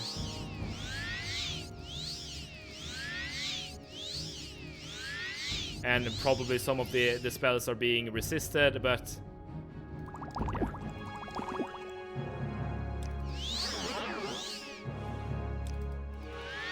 With enough time and patience, this will be doable. Yeah, he's done. Let's get out of here. And as I said before, like this guy cannot be convinced using normal means. You do need to kill him. Cool, but that's that. And you know, I was completely wrong to be worried. I mean, that was nothing. So we've been in Tel Aruun, Tel Voss, Tel Mora, and Tel Naga. So it's just Tel Barnora left, and then we're completely done with all the noble houses in Morrowind, and we will have to do the quests for the Ashlanders. And they are worse, so let me tell you this. They are definitely worse. And the world is so fantastical. I would love to see a return to Morrowind in the next Elder Scrolls, but apparently it will be Hammerfall. Yes. I mean, we haven't been to Hammerfell whatsoever in Elder Scrolls before, I think. I could be wrong. So they definitely have a opportunity to like introduce fantastical elements into Hammerfell. Because I agree with you, like the world of Morrowind is like kind of unlike any other. Compared to like say Oblivion, it's just like kind of like a fairly standard like fantasy world, right? Like when you say fantasy world, like what kind of world pops up in your head? It's probably something like not too dissimilar to Oblivion. But if you say fantasy world, I mean, you're probably not thinking this kind of thing. I mean, sure, like D&D has like the Underdark and stuff like that. But yeah, I agree. Technically, it's faster to kill all Telvanni to become their Hortator. I mean, not for me, I don't think. I think my damage output is far too low. Yes, Morrowind feels much more alien and exotic. Yes, completely agree. Completely agree. This is not the guy. So I know the... Yeah, here we go. I do remember she having her companion there next to her. This is, I think, a slave. So the gimmick with this wizard is that she's like completely, basically mad. That slave? Here not long ago. I think. Okay, I'm trying. I'm not actually sure if you need to charm her necessarily. But I'm doing. Oh, my invitation just ran out.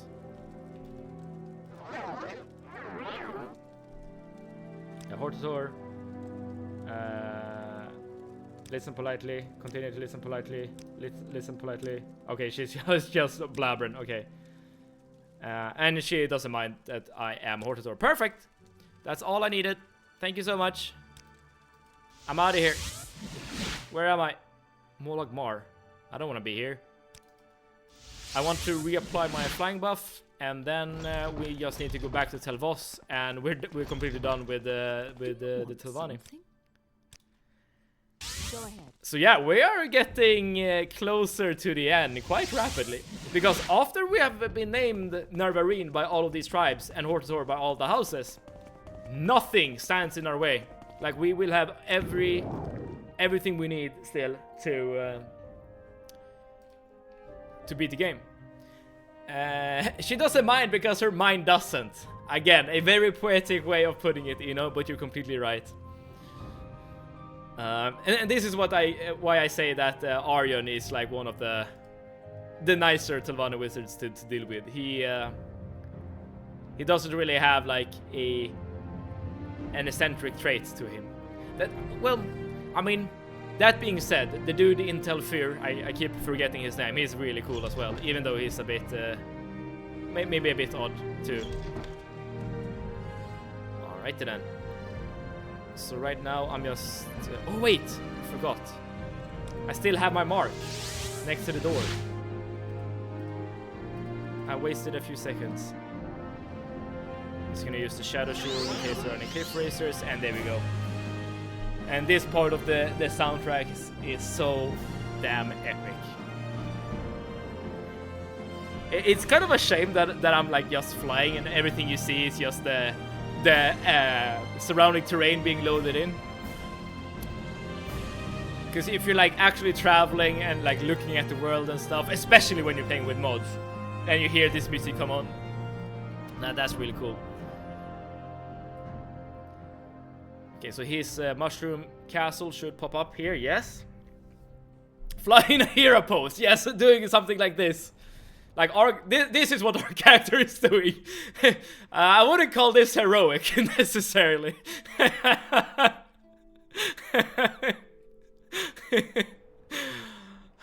I mean, it's alien and exotic, so it's very appropriate for Morrowind. Okay. Hi, dude. We are Hordor perfect. Oh, we got a robe. Is this good? 45 magicka, but you need to activate it, so no.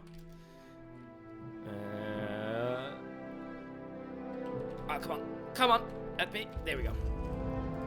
Okay, so we're done with all the noble houses, and we can get going with the Ashlanders. I really hope Jeremy Soule makes the next soundtrack too. Oh yeah, that's the person who's made all the soundtracks thus far, right? I did read somewhere that he wasn't gonna make some music, but I wonder if that was for Bethesda or for someone else. I don't remember.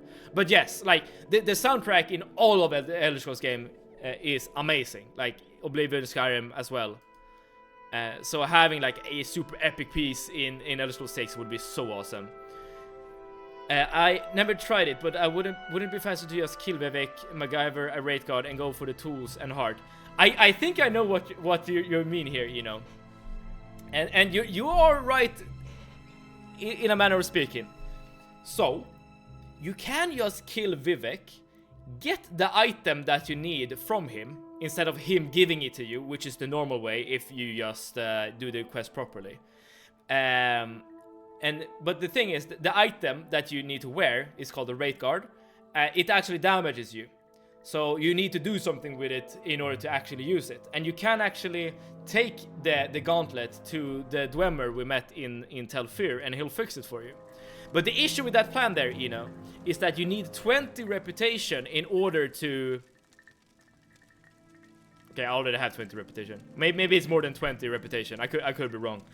But you need like to reach a reputation threshold in order to just meet Vivek. So that is the thing that's actually holding you back. He said Beth hasn't approached him for the Elder Scrolls 6. Oh man, that sucks. But you know what would be really fun? Like maybe they approach him real soon. And they're like, yeah, you want to make the soundtrack for a game? Which would indicate that they haven't really been working on the game up until this point. Is this the tribe where the wise woman is also like the leader?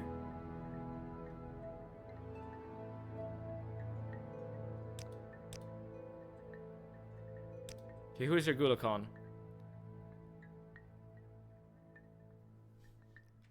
Alright, let's see what we can do here. You need a good lockpick to get into Vivek's room. Oh, can you get in? Can you get into Vivek like without? In that case, you're right. You.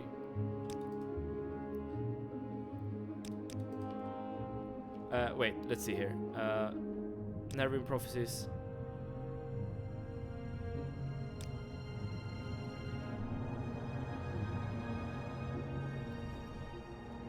Okay, so now he's telling me to go to her. You can indeed. He just say he hasn't summoned you and won't talk further. I see. I didn't know this. Well, in that case, you're right. Getting into his chamber then and talking to, or killing him rather, would probably be the fastest way to actually beat this game. Obviously, I'm not gonna go for that because we're committed now to this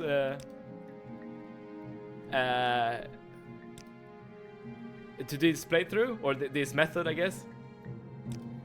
But that would be an interesting way to go about it. Okay, so this is one of the super annoying quests, because this is an escort quest. So this woman right here, you need to escort her to that island over here, which happens to be a Daedric ruin dedicated to Sheogorath. So this ruin is really cool just in of itself. But the annoying part is the fact that you need to escort her, which means that enemies and things can attack and whatnot. Plus you need to go over water. That's fine though, because she has water walking. So what I'm gonna do actually is I'm actually gonna go ahead of her and just clear out all the enemies on the way, just to absolutely make sure that we can successfully escort her to where she needs to go. Probably don't need to kill that mud crab. But yeah, like cliff racers. Slaughterfish is fine because we're gonna be walking on water. But cliff racers and other like weird animals, everything needs to die. Like the path must be made clear. Yes, I'm just looking around trying to see if there's anything that could cause damage to our wise woman. Everything looks fine. Okay, and we see some dialogue right now at the bottom of the screen, and that's because there are some ordinators actually fighting here in the ruins. And we're just gonna let them fight. That's fine by us. They won't bother us. Here's one of them.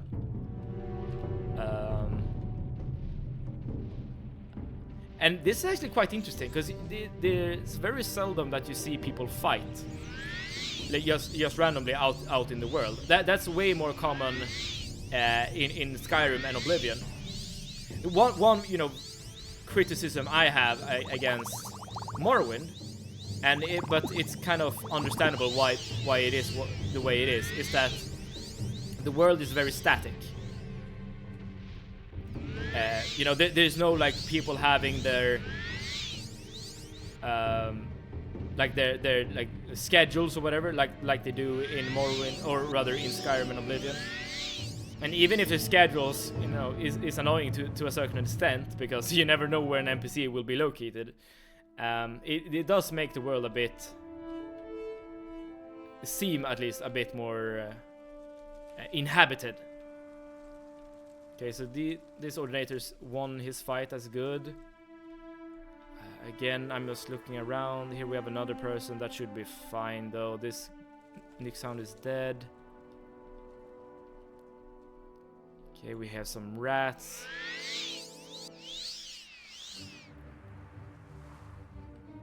Okay, we do not have that many magic. Okay, here we go.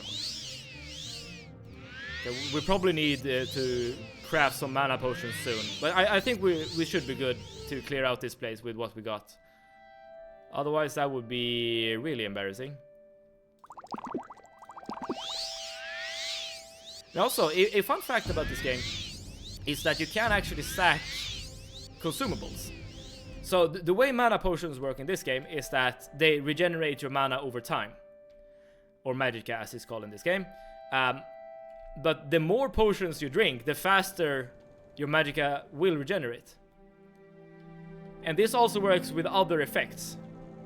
So one of the coolest, or I'm not sure if I should say coolest, but one of the most notable strategies you can use is just spamming, say, like a strength potion or like an intelligence potion or something, and use the effect to deal tons of damage and so on and so forth. If I remember correctly, these guys can see me. So who we're fighting right now are the followers of Sheogorath. So these are, like, in the eyes of the Ordinators, in the eyes of the Tribunal, these are essentially demon worshippers. And they can see me, but luckily for us,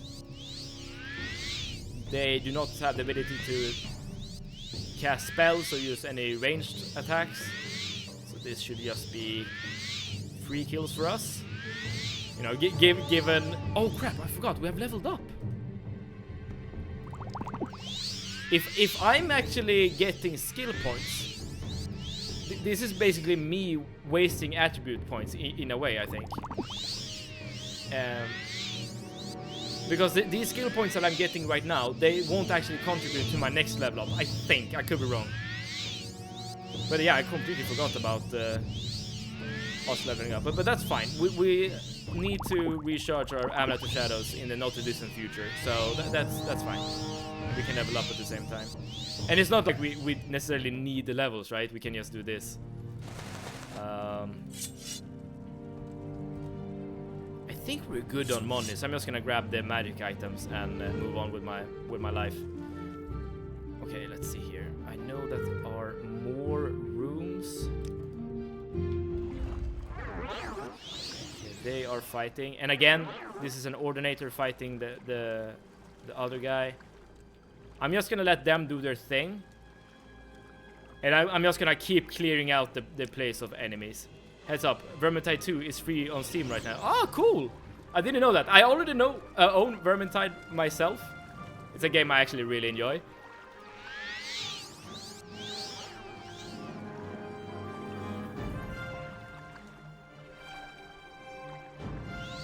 Are you gonna chase me? Okay, I guess not. But yeah, great shout out for people who hasn't played Vermintide. Like, if you like first-person horde shooters, but focus on like melee combat, then Vermintide is really good. And there's also a sci-fi version or 40k version called Dark Tide, and that's a game I've put several hundred hours into. It's really good. And I know that yesterday we were discussing favorite enemies. Here we have, for the first time, a Golden Saint. And these are really cool, because these are Daedra enemies, and again, Daedra enemies are essentially demons, right? But they do not look very demonic. Unlike, say, Scamps or... Oh crap, we have an enemy. Or like Dramoras. Okay. So it seems that in this fight, the Ordinator lost the duel. But as we can see, this person does not have that much health left. Oh man, we're really running low on potions. Okay, but I think we're done here. Also, there's actually a kind of a jump scare if you take these treasures. I think it's these treasures. I'm not gonna do it because it could be dangerous, but you know, just as a teaser, if you want to play this game on your own and you haven't before and you want to like experience something cool.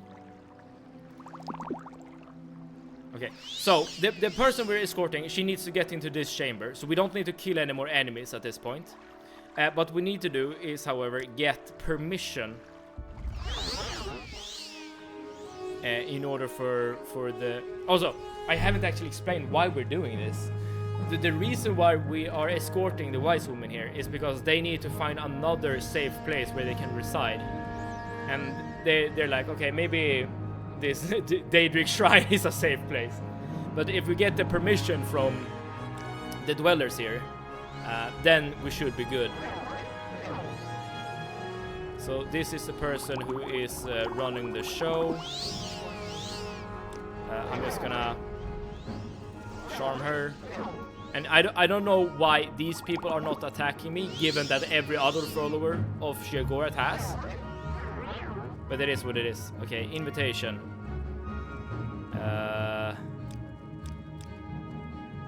Here we go. Plead the pitiful case of the Ahemusa. Never ever heard such a speech, such a moving tale, such suffering, and right here at our front door, you shame me. Please bring the poor little things here. There we go. Talk to the orc. I don't actually remember what the orc does. Or just remember to check under the pillow. You may ask your question, but make it quick.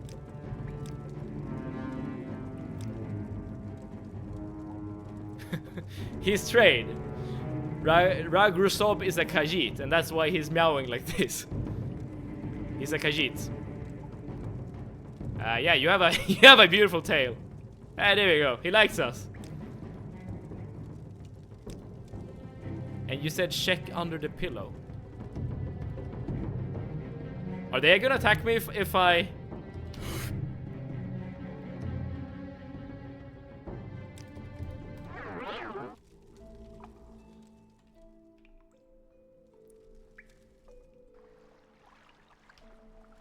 Okay, we're good. Hopefully you won't mind that I'm not checking under the pillow. I don't wanna die. I don't wanna mess with the Golden Saints. Man, imagine if I... they won't, okay. But imagine... Oh, that guy will. Oh, I see.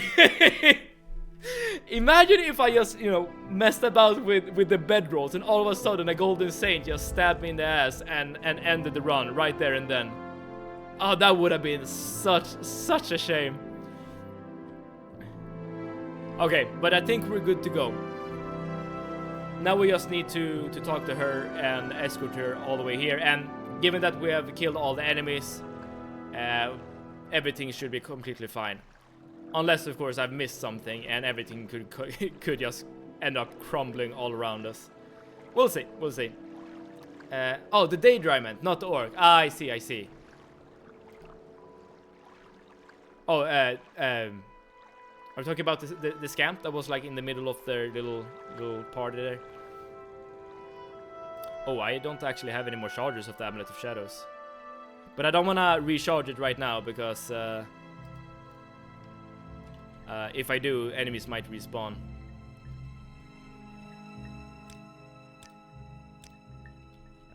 I guess this could, in theory, be extremely dangerous. Like, if I do end up fighting someone, well, I guess I can still fly around, so that's fine. And I still have the Shadow Shield. So we should be good. And of course, like, ideally, we won't be fighting anything. Like, that's why we have approached this quest in this particular way. It was nice. It was a nice item under there, even though uselessly insane. Interesting. I don't remember the item there. I'm not even sure if I've picked it up ever, to be honest. I have been in the ruins before, of course, because I know that. Well, I have finished the game before, but also I have done the Sheogorath quest line, which is, you know, it's a Sheogorath quest line. It's gonna be a bit whack, or wacky. I mean, I don't think escorting her would work unless the shrine is safe, and there's a Golden Saint in there. Yeah, just grab it this round. Tell you what, I'll do this. I'll put down a mark here and teleport back, but first let me recharge my Amulet of Shadows just to be completely safe, okay? But I'm pretty sure, as long as you get, I see you, Cliff Racer. As long as you get permission to stay there, I think that satisfies all the conditions of the quest. And we did get permission by speaking to the leader there. And I know for a fact that she doesn't go into all the chambers of the ruins. She only wants to get to the actual statue of Sheogorath. That's actually kind of suspicious in a way. Like, why would she go to the statue of Sheogorath and only then conclude that it is safe? I mean, is she like a secret worshipper of Sheogorath? I don't know. That is my insane game theory, I guess. This might be too steep for her, but we'll see. And you can't just fly too far ahead of her, because she will like, her AI will stop working. So that guy is friendly, we know that. Yeah, she can walk up here, perfect. No, she cannot. Can you? Maybe? Doesn't seem like it. Oh, okay, that's fine. Escort quests in Morrowind. And there's one more to do, actually. For another Ashlander tribe. But after these 2 escort quests, we're completely done with escorting NPCs. Yeah, you are coming up behind me. And again, we should be completely safe from enemies. Why must you take the most complicated way? There you go. Perfect. You're a very wise woman. Yes, up the door here. And we're good. Yes, we are good. Okay. One more room. And then we have done the first tribe of 4.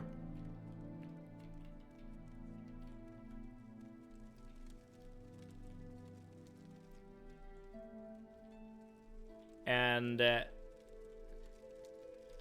there will be one tribe quest that we haven't done yet that's coming up.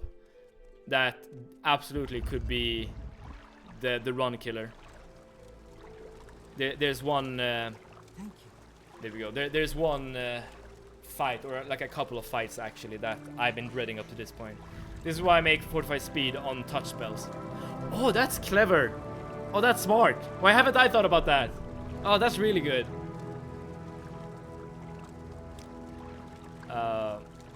Okay, so we're done here. Go for the pillow. I will actually go for the pillow because I'm curious what's inside. But as I said before, I refuse to do anything without the protection of the Amulet of Shadows. So I'm just gonna go recharge it real quick, and then I'll teleport back to the mark that I just put down, and then we'll see what's under the pillow because I don't remember at all. All right, so we're looking for bunk beds that we can sleep in. There we go. There we go. Nope. Nope. Whatever. We can just go to Vivek. We need to get to Vivek anyways. Because after we recharge the Amulet of Shadows, we will lose our levitation buff. How may I help you, Brandon? Get out of my way, please. Man. Morrowind NPCs blocking doorways. That's something I'm not gonna miss when once we're playing Oblivion and Skyrim. Where are the bunk beds? They are over here. I need to be a bit careful in case a zombie spawn. Okay, we leveled up. Yes. Intelligence, willpower, endurance seems good to me.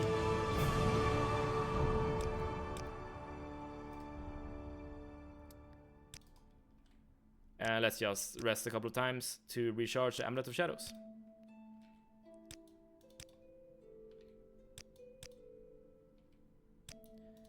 Have I ever told you guys that this is a very good item? I mean, without the Amulet of Shadows, like the routing would be completely different. And I have thought about like adding additional things to make the run more difficult. And maybe I'll like do another marathon like sometime in the future where I actually add some additional difficulty to the runs. Because, yeah, playing this game without the Amulet of Shadows would probably change everything. Okay. We're going for the pillow now. I have the chameleon effect active. Oh, dude, you have to stand right there. Man, you're crazy.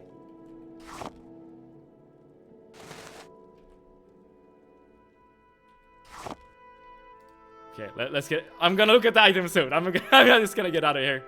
This is not a safe place to be. There we go. Okay, what did we get? Let's see here. This is the Gamble Putty. Fortifies some attributes and drains the rest for 30 seconds. I kind of feel like that the attributes that you actually drain are way better than the one you fortify. I could, like, am I wrong by thinking this? It's I'm not sure if I would ever use this. I mean, it's great to sell, of course. It's worth 16,000 gold. But like, is this usable like in a normal run? I'm not sure. I don't think so. Okay. But we are done with the first tribe out of 4, so there's 3 more to go. There's gonna be one more escort quest, unfortunately, and then there's gonna be the really hard quest that I'm fearing for, and then there's gonna be one other that I've completely forgotten. But before we do anything, let's go to Balmora and let's actually craft some potions, because I am definitely running out. I can also take some time here and loot some more potions from there. And again, yeah, there's nothing stopping us. We can just keep going and doing the quests. Let's see, I already have 30 void salts. The bride for Zainab, yeah, that's the last escort quest. And again, that's a very annoying quest. Like, every escort quest is annoying in a way. But that's not the quest that I'm dreading. Well, I'm dreading it because it's a escort quest, but I don't think it's gonna be the run ender. The run ender is gonna be the quest. We'll get to that soon. All right, you'll see it soon. All right, let's see. Let's buy one more of these. Hopefully this is gonna be fine. Oh crap. I did not mean to eat it. This is what I wanted to do. Alright, there we go.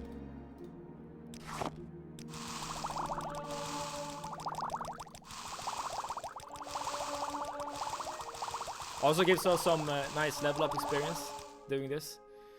Alright, so we have a few more potions now. Okay, so which tribe is closest to us?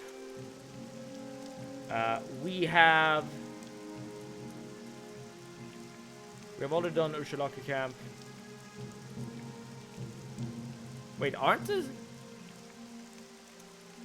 Oh wait, you probably need to get to Ursulaku camp in order to get them marked on your map. I love describing this quest to newcomers. You have to buy a slave girl to give to a barbaric native warlord in order to trick him into naming you his reincarnated hero, and then he gives you his tribe's thong. You know, the weird thing about all of that is that yes, everything there is true, and also you can't complete the quest in any other way. Like that is exactly what you need to do. And the ethics of the situation is questionable, but it is what you have to do in order to beat the game.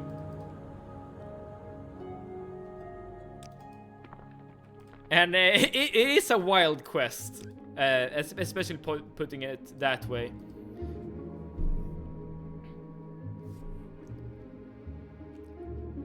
And I don't think there's like many other quests like it.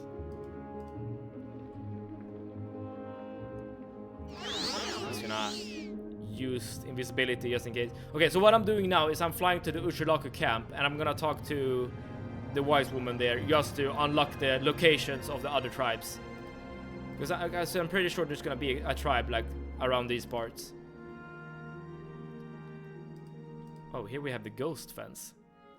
Now, the ghost fence was put up by the tribunal, the people who are loyal to Vivek and well, the living gods, the tribunal, because they are very much aware of Dagot waking up.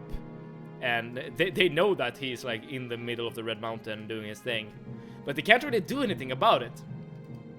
And I kind of find this setup, like, to the story to be kind of cool, because everyone, well, not everyone, but like everyone important, at least everyone like related to the lore, they know that like we have this massive threat gaining power in the Red Mountains, but no one has like a concrete plan of actually dealing with it.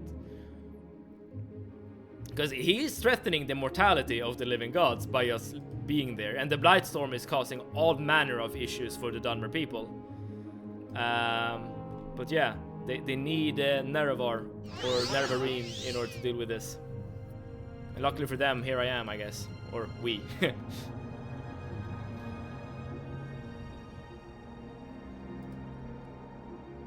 If I remember correctly, I think there might be another tribe that's in this like general area as well. Okay, but we're getting close to the Ushulaki camp. That's good. That's good.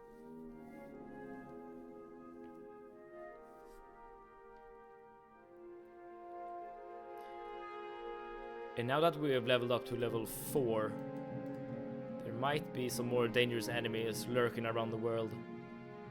Because I know that, like, at the start of the game, at level 1 or something, you will have, like, just small scrib or whatever they're called.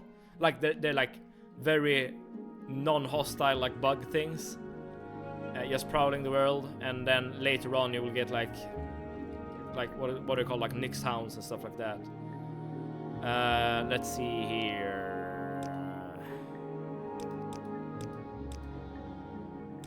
I think that should be enough. Yes. So we have the Arabanimsum camp right here. We have the Aimusa camp that we've already done. And what else? Scripts are nice. There's a mod that rewards you for petting scripts. Oh! That's kind of nice. Wait, where are... Is this a tribe? Wait. Urshilaku, we're done. Amusa done. Sinab and Erabenimsum tribes. Didn't I? Oh, I didn't click on that dialogue option. There we go. Okay. So they're all on the right side of the map. To the left of where you're asked. To the left of where you asked, is this a tribe?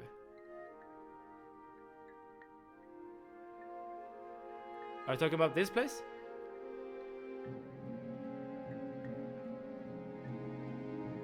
Okay, so in which order should we do things in? So sign up camp, this one also needed to be an escort. Wait, isn't there one more? Oh. I thought there were one more tribe, but apparently not. Okay, so we'll... In that case, we'll have... Ebanimsum, alright. So, this situation is this. We have 2 tribes left to deal with, and then we can actually finish the game. And I definitely think we can do that today. Which should we do first? I'm gonna do the sign up first. It's another escort quest. It's gonna be annoying. We just have to deal with it. Because the quest we do for the Arabanism people, that's gonna be a bit more involved. I need to do a proper setup. That's what I'm saying. Let's see here. Let's go to Alderun perhaps. So for its closest, let's just do the thing. Well, both of them needs to be done at some point. But the thing about the Arabanimsum tribe is that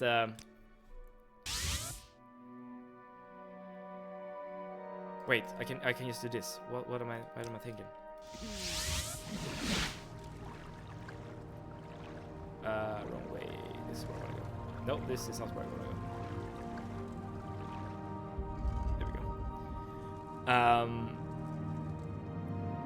go. Having skill points is actually very beneficial when dealing with the Arabanimsum.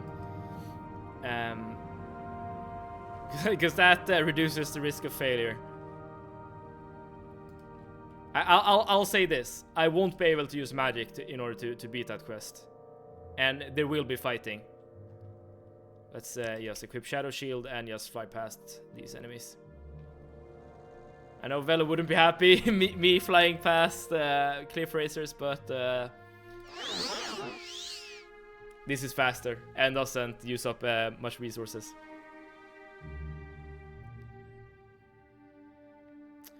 I will need... Oh yeah, now I remember. The reason why I thought there was gonna be another tribe in addition to all of these is because I know that there's one quest where you need to like kill a vampire, and that fight is really easy. That's not an issue, but that's actually part of the sign-up quest line. So the thing about this warlord or Ashlander or whatever is that he's kind of petty and wants you to do a lot of things for him. So that's why he's gonna just send you on a bunch of errands.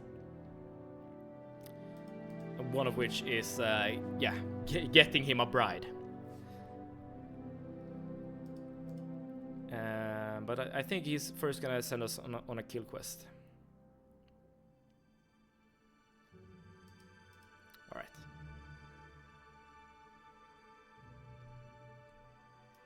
Yeah, we are very close. Should end up there right about now?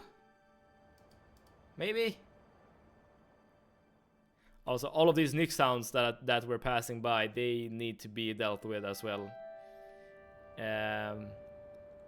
But we'll get to that point when we get there. Cross that bridge when we get to it, as they say. Here we go.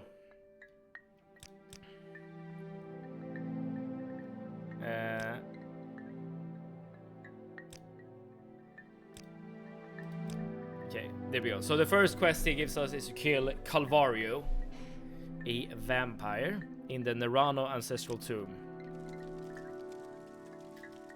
And where is that?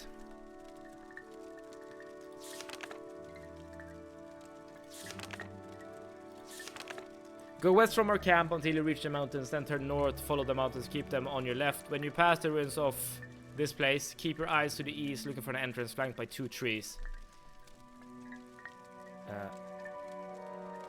Okay.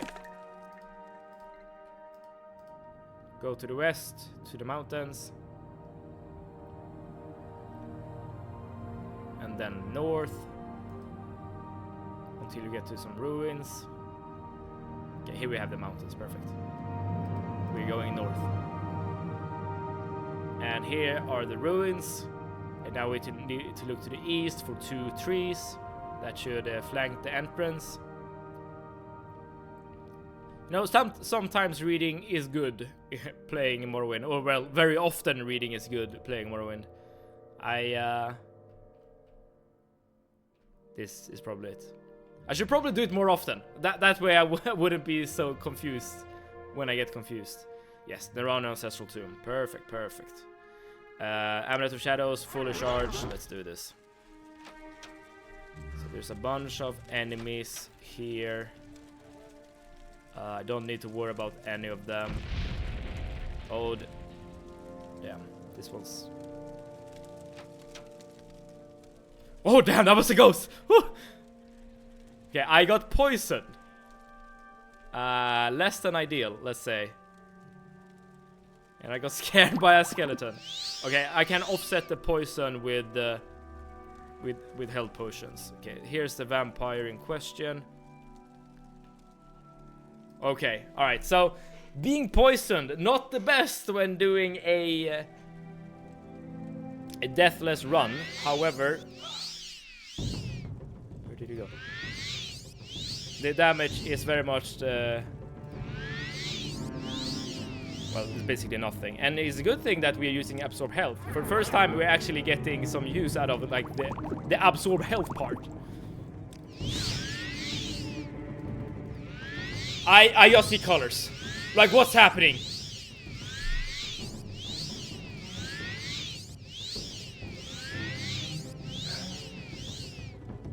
Okay. Wait, do we need like some proof? Let's just grab everything. Okay,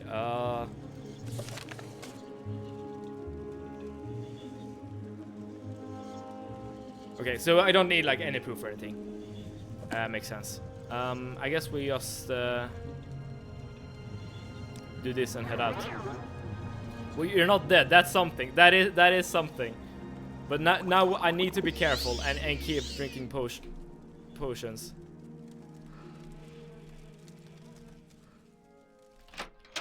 Okay. And the poison effect wore off. Okay, that was... I mean, we weren't close to dying, but the risk wasn't nothing. Okay, that was a bit more exciting than I expected. But we're good. And that's the easy part. Now it's the bride part. And it's not hard, it's just annoying. Okay, we are flying close to the camp. And it should come up right about here soon, maybe, perhaps. If we're lucky. There we go.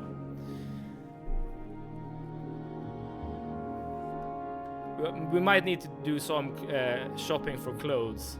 Because here's the thing, right? He wants a bride, and that bride is gonna be a slave. And we need to dress up the slave in order to impress him, basically. Let's see here.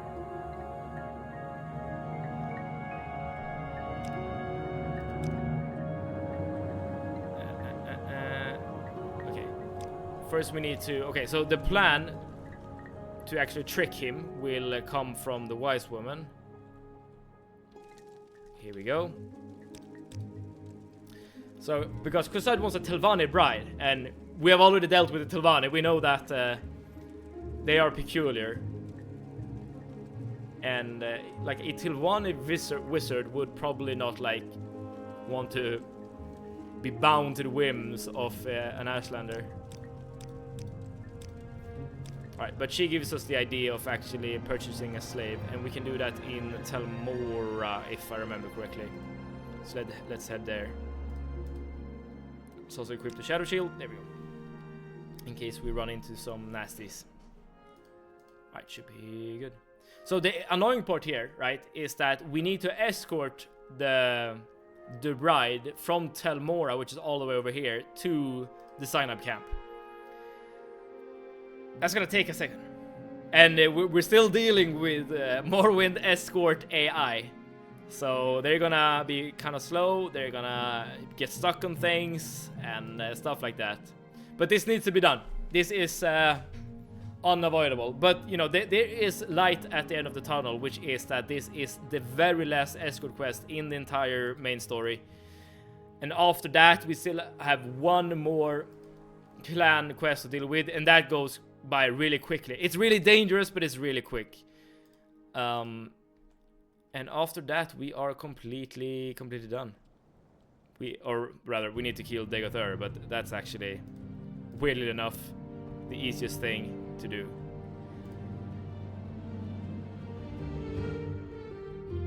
Am I wrong? I thought it was Telmora where you bought the slaves. I could be wrong.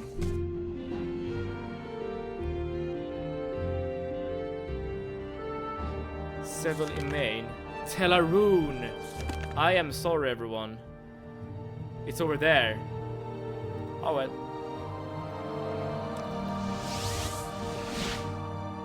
Luckily for us, we can just do this in order to get to Telaroon. Alright. Sorry about that. Sorry. Alright, but Telaroon is very close to Sardut Mora, so this should be fine. And there's still quite a long way we need to escort this bride for across the waters here. We should be fine.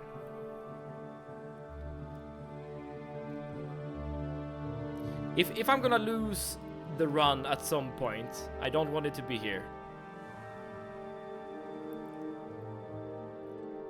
If I'm gonna lose the run, I definitely want it to be in Erebenimsum.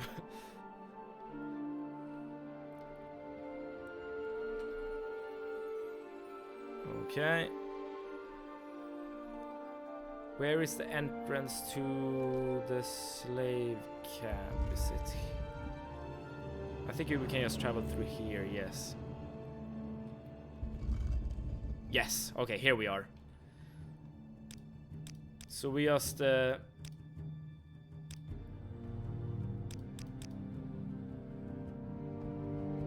what? No, wait, no. Oh no, did I think I might have bought the wrong person.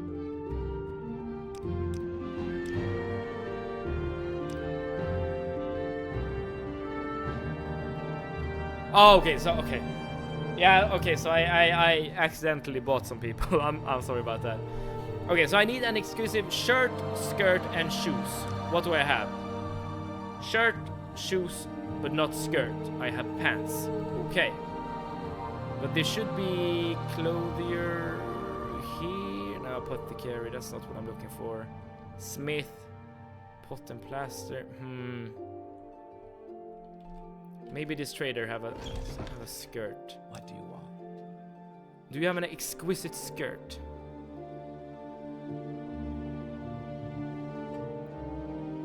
Doesn't seem like it. Okay, that's fine. I know a place where we can get a skirt, and what we can do is we can just put down a mark here so we can get back here whenever we want. Okay, so I'm gonna head to Balmora because I know there's a clothier there.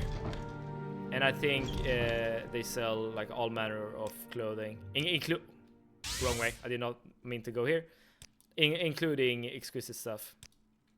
There we go. Do you want something? It's actually right next to our favorite alchemy shop, which is why I know of it. And yeah, I don't really need magic potions whilst we're here. Here we go. Skirt. There we go. One is fine. Thank you. And let's recall back. Oh, we also need the perfume. But I remember that you can buy the perfume. Yeah, here at the apothecary. Perfect. And then we will have our very own Sylvani bride.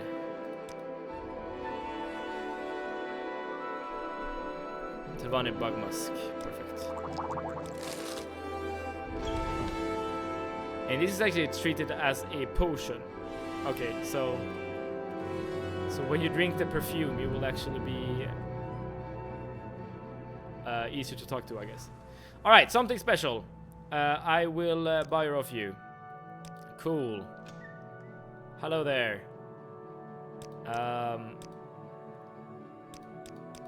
There we go. She got all the stuff.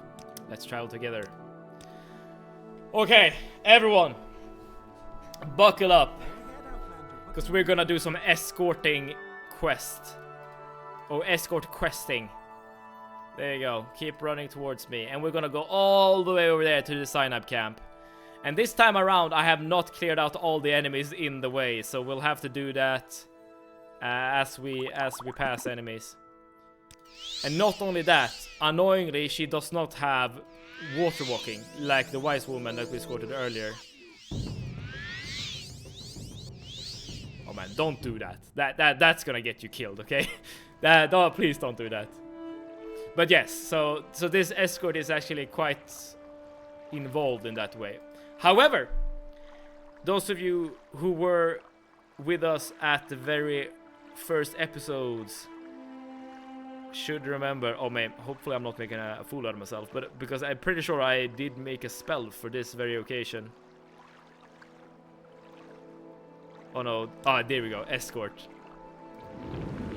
Now she can walk on water, which means that fishes, slaughterfish specifically, will not be an issue. But everything else will, please. This is what I mean, okay? This is what I mean. Like, why must they always do some shenanigan? Like, why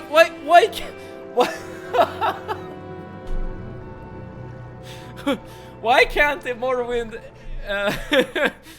NPCs just behave normally? Oh, come on.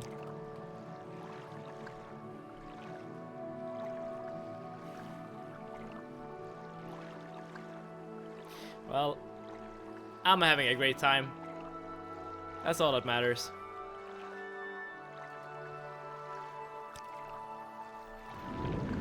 I don't have a timer, so I don't know whenever I'm close to 2 minutes, which is how long the water walking spell lasts.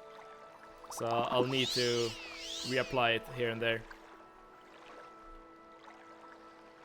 There you go, thank you. And you're still not dead, that's good. Hello, Hilocos. I'm not dead, but I kind of wish that I was, having to deal with these NPCs.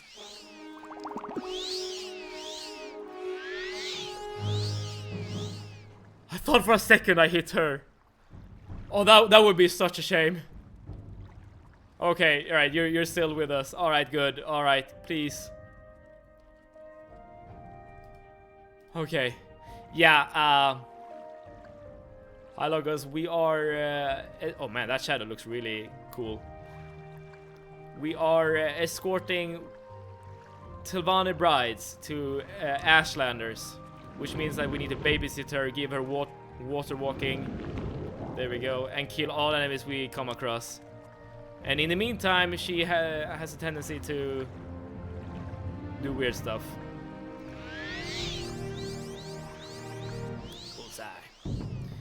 Okay, but we're at least done with the water walking part, so that's good.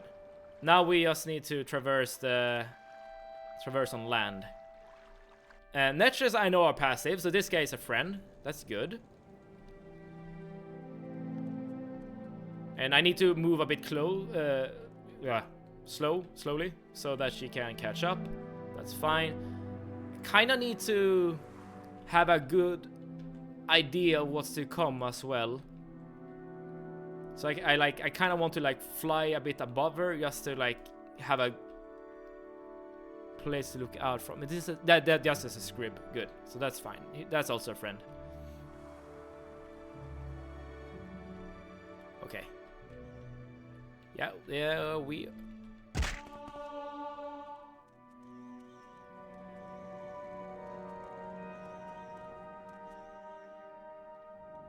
I just lost my levitation buff. Yo, imagine if I was like 100 feet up in the air or something. I mean, I did take fall damage just from that small height. Oh man, that was a bit spooky. Alright, I guess we're escorting her on foot. It looked like you fell 2 centimeters and hurt yourself. Yeah, that's what I'm saying, man. That would be such a... It would be such a shame to go out that way, just flying over the world, not paying attention, then all of a sudden you just fall to your death. Oh, here we have a naked Nord. we're just gonna ignore him. All right, you're doing your best. You're a king. All right, and we keep going. We keep going. Yeah, I'm waiting for you. I'm waiting for you. I mean, maybe the escorting AI will be a bit better if we're on foot. Okay. That's a bad shot. I mean, when you're running towards your death like that, you kind of scare me a bit. Okay, I am... Man, it feels weird to... We have been flying around so much, it feels weird to actually play this game normally, on foot. I mean, I still have a levitation spell. But it's not nearly as good as the blessing you can get from the Vivek. Wait, I see him. I see him. Okay. Don't kill her. Don't kill her. Okay, you're fine. You're fine. At least one good thing about this game, I think, I could be wrong here, is that even though you're playing on max difficulty, NPCs sees the game basically as normal difficulty. So she will not die in one hit, I will. Okay, but we're good, we're good. I'm not even sure if the Nick sound got in a strike even. But, you know, rather be safe than sorry. Oh, was that a miss?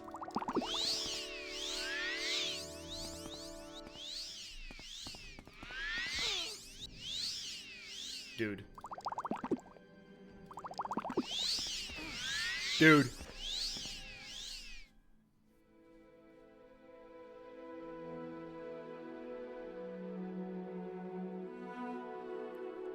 Heal companion. I can't see her health. I have no idea how hurt she got. Okay, but you're alive. That's the most important part. Man. Okay, we're close. We're getting close.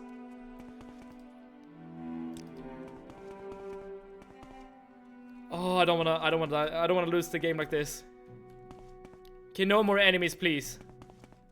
We're so close, please. Okay, there's another hound over there. I see it. Can I move up here?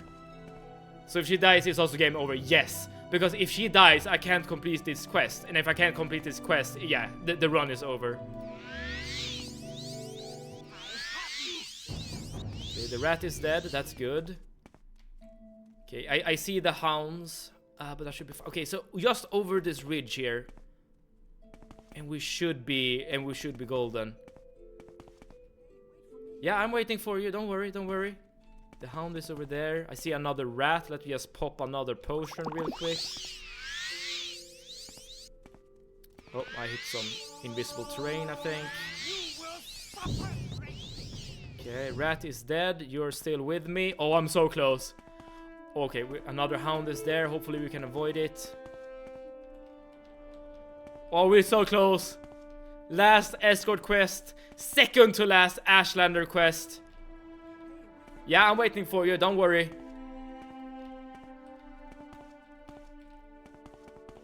Okay, good. Yeah, we got this. We got this. Yes.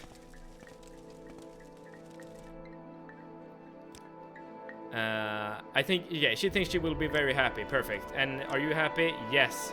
We got the Thong of Zainab. And we are thereby named Nervarine. Okay. No more escort quest, escorting or anything of the sort. One more camp. The most dangerous camp. The one camp where we absolutely could die. If we get unlucky. And I'm gonna explain shortly why this is the most, like, dangerous place. But first I'm gonna prepare. Before I even take a step. How does the day greet you? Before I even take a step into or towards the final Ashlander camp, I'm gonna prepare. First and foremost, I'm gonna clear up my inventory. Or as much as possible from my inventory. And this is not just to get gold, although it is to get gold to a certain extent. It's primarily to get inventory space, because I need to fill up my inventory with something. Some of you might be thinking, like, what am I on about? Like, what am I trying to do? And some of you might already have an idea of what's coming, because I'm gonna use a strategy that many Morrowind players have used, and if not, well, probably you might be curious to use it after seeing this, maybe. But getting the gold is also very nice. I am not complaining about this at all. Let's see, we have this item.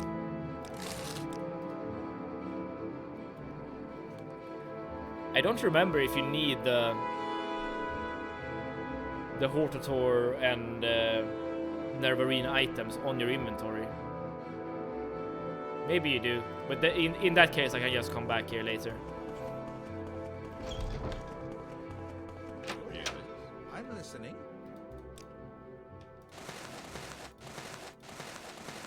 So yeah, I'm gonna keep this in my inventory for now. I'm not sure if it's necessary, but you know, just in case. Don't really need to sell the void salt, and yeah, a bunch of things. Okay. So we have a lot of space left on our inventory. That's good. We have a lot of Magicka potions, but for once, Magicka is not really a problem. Now I need to get to Balmora. And in Balmora, I'm gonna train for a little bit. And I'm gonna buy some things. I'm gonna level up as well. maybe not that many levels, but a few. Oh man, this is gonna suck. Or, I mean, if everything goes according to plan, things will look super easy and I shouldn't have been worried ever. But if things not going to plan, I'm gonna lose. So, there's a lot of risks involved, I guess. Okay, so what is my short blade skill at the moment? 27. I'm gonna get that to 50, I think. And I'm gonna go and level up in between the training sessions. Okay, so I'm gonna take up a few minutes just to go back and forth and level up. And you might be wondering, like, why am I leveling up short blade again? Is this the first game you tried Deathless? That's a good question. I think it might be. No. I have tried Baldur's Gate 3 on Honor mode. And that Honor mode is basically Deathless, so... I'm back. Did you die yet? Not yet, and welcome back, Eno. I am preparing for the Arabenimsum tribe, so I might die soon. But I think after Baldur's Gate, I've never done a Deathless attempt on any game. So yeah. And to be honest, I actually... It's kind of a weird story, but I did actually fail in my attempt to beat Baldur's Gate 3 Deathless. But I still have the achievement. Weirdly enough. Okay, so again, we're trying to get short blade to at least 50. I mean, I probably should get it even higher. Like, the higher I get my short blade skill, the better, basically. And in the meantime, I'm just gonna run back and forth like this and level up. I mean, I should probably get basically as many levels as I can afford. I don't need 100, I know that for a fact, but the more the better, I'll say that much. But playing game Deathless is actually quite fun, because there's like more stakes involved, basically. And as you notice, I'm kind of not caring about my attributes that much as I'm picking them. Like, I try to get as many attribute points as possible, and also like endurance in order to get as much health as possible. Because health is gonna definitely help. Or ideally it won't matter, because I will never get hit by anything, but if I do get hit, health is gonna help. But hi Locos, or anyone else in chat, have you tried to beat any game Deathless? There we go. I've never tried any game Deathless, I think. Do you think you would like it, or would like the extra stress like put you off, if you catch my drift? Because I can completely see like someone playing games for just, you know, relaxing, having a good time, being kind of stressed out about having or risking your like losing your save or something. I would never attempt it, I think, on like a new game. Like, the reason why I'm even attempting it here in Morrowind is because I feel like I'm fairly... Like, I'm perhaps not good at the game, but knowledgeable about the game. Like, at least to the point where... like, I know where to go, generally. And it's also very fun to, like, come up with strategies. I mean, like, I have mapped out this entire run, right? Sure, there are some details that, like, I'm unsure about. Oh, she can't train me anymore. Alright, I guess this is what we get then. So we're level 7, 2 levels to 8. Maybe we should actually... Maybe we should actually push that to level 8. It's probably fine. Don't know if I like it. It does change how you play. Yeah, right, yes. Might be interesting. And that is kind of what I like about it, and what was very intriguing to me as you're planning your route. Because when you're playing the game normally, you basically never have to worry about health or like defensive upgrades or whatever, depending on the game you're playing, of course. But usually, especially with Elder Scrolls game, you can just avoid getting hit altogether, and whenever you get hit, you can just reload, right? That's not the same when you're playing Deathless.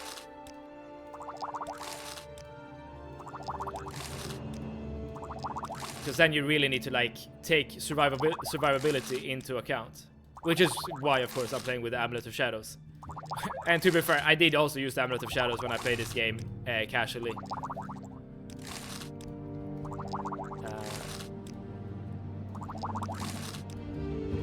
But that is also something I've taken into account when it comes to the later games in the marathon that we're gonna play, Oblivion and Skyrim. Okay, and what have I done now? I have literally filled my entire inventory, or what was left of my inventory, with Sujamma. We have 70. I say again, 70 bottles of Sujamma in our inventory. What is Sujamma, you might ask? It's an alcoholic beverage that you can buy in this game. And those of you who have played Morrowind before, at least in a very, I guess, cheesy way, you already know what I'm gonna do with these bottles of Sujamma. Because the thing is, wait, why am I running here? I want to go to Vivek. Sorry, my mistake. I want to fly again. Who you're trying to insta-kill now? I'm trying to insta-kill 4 people in a row. And I'm gonna show which people. But yes, as Eno pointed out, the Sujamma bottles literally gives you the ability to insta-kill people. Yes, drinking is good in this game. Because the effect of Sujamma also increases your strength by 50 points. And remember how consumables work in this game. They stack.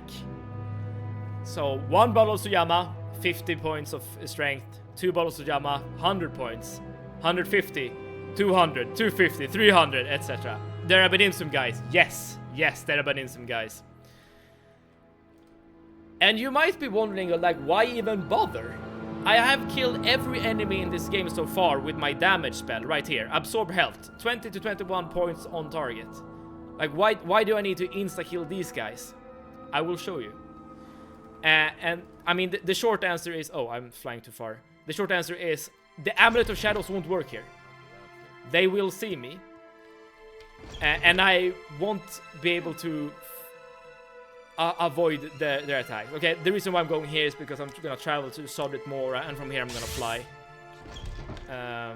Because this is fairly close to the camp. Yeah, southwest of here, and we get to the camp.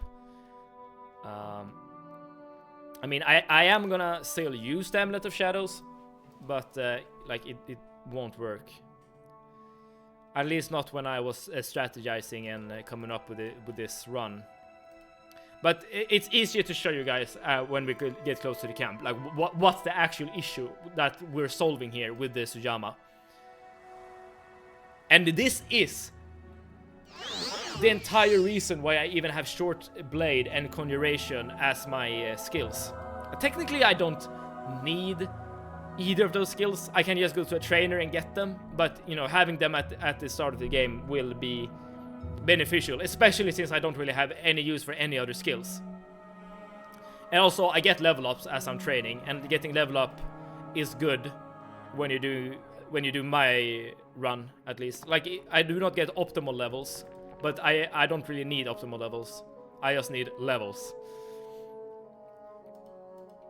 And by optimal levels, I mean that you get as many attribute points as you possibly can on each level up. Because that's not guaranteed. Okay, here we have the Erebanimsum camp. Here's the issue. These guys will never, ever, under any circumstance, name me Nervarine. It's very similar to the guy we dealt with here in Tel Arun. Like, no matter what you do, he will never, ever name you Hortator. And the same guy with the Red Rune guy that we fought in the arena. So, you need to kill these people. Okay, so what you say? You have killed plenty of people in this run. Well, like, what's the issue here? Let me show you. Here's one of the people we need to kill, by the way. I don't have much room to work with, as you can see. And they're not hostile now because, well, they will never be hostile. I will make the first attack. If I'm here, this is the top part of the tent here, the yurt. He will still reach me, okay? So I can't use my flying magic to get away from him. And combine the fact that I can't use flying magic with the fact that the Amulet of Shadows does not work, means that I will actually take hits. If I were to use the damage spell on him right now, I would not insta-kill him, and he would be able to run towards me and actually deal damage to me. And okay, I'm not level 4 anymore, I'm level 7, I guess. But I'm still not very tanky, like not at all. So I need another way to deal with these guys. And the only other way I know of to kill people that's kind of risk-free is to use Sujamma. But that's not it. That's not all. Because even if I drink all the... let's just talk to this guy first, and let's... okay,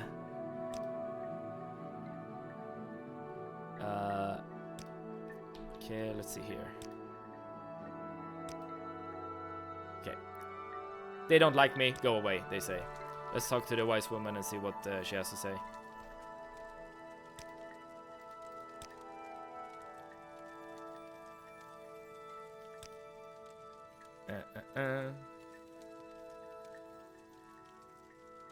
Okay, so she basically says what I already told you. I need to kill all these people in order to become Nerevarine. Let me just make sure that I get all the journal entries. So the issue that still remains with this strategy is that even though I strike the enemies with the strength of a Hulk, I'm still not guaranteed to actually hit them. And this is why I need short blade skill. I have 58 in short blade at the moment, as much as I could get from that particular short blade trainer that I used. And if I combine that with, let's see here, a bound dagger, I will get another 10 points of hit chance or whatever. But this is not 100%, meaning that the enemies will still have a chance to actually turn around and just bonk me on the head, and that will be that. And this is why I have kept saying that this is the most dangerous part of the run. Like, this is basically the only part of the run. I say only part, I've already died once, but this is the most likely part of the run to die at. That's not to say that we're free from risk as we're getting closer to Red Mountain and whatever. But yeah, this is by far the most dangerous part. Alright, so how do we do this then? I'm gonna start from the middle tent here. I'm gonna kill these two guys, ideally, very quickly. And the reason why I'm gonna start here is because if I can get a one tap on one of them, just slice him off, like in one hit before they even attack me, then I will only need to deal with one guy. If I start with attacking this guy, I'm not sure. I think they will become hostile. I could be wrong though. I definitely could be wrong. So I'm gonna start with these two guys. I'm gonna go to this tent, kill him. I'm gonna go to this tent, kill him. All within the duration of the Sujamma buffs, which should last for 60 seconds. So I only have 1 minute to do this, but that should be fine. I should have plenty of time to do this. And after that, this guy. I think it's no. Whatever. There's gonna be one other Dunmer that will actually become a Gula Khan or whatever it's called, like the leader of the Ashlanders. Just switching rooms could kill you here, no? I mean, I guess in theory, if I enter a tent and they are hostile, then they could attack me, and that could kill me. Find all that you seek, traveler. But like, I'm not sure if everyone in the tents are gonna be hostile after I kill the first guy. I think so. I could be wrong. Like, I could be wrong. And if I am wrong, then the only risk I face is basically in this tent, because I'm gonna face two guys at once. Where is that? Okay. I'm gonna do a safety save just in case the game crashes or whatever. And let's drink 70 bottles of Sujama. Let's not remove our clothes, thank you.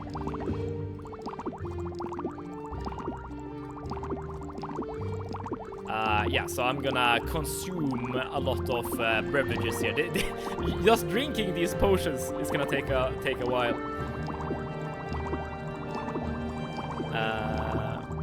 And then, also, I think to consider is that in addition to giving you 50 points of strength, Sujama also gives you 50 points, or drain rather, 50 points of your intelligence, meaning that my magicka will basically be 0.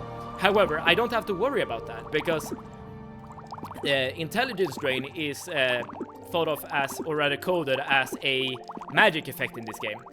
And remember, I have 110% resistance to magicka, given that I'm a Breton wearing the Cuirass Saber side. So the negative effects of Sujama is completely negated by that. Not that it really matters. Like I don't need magicka for this. I also need a melee weapon.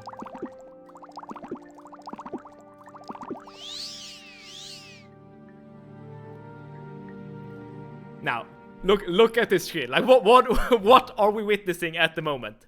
45 attributes. I have some magic items that fortifies my attributes, personality, endurance, speed, you know, stuff like that. And then multiple sources of Sujama buffing my strength by 50 points. 70 Sujama bottles, in fact.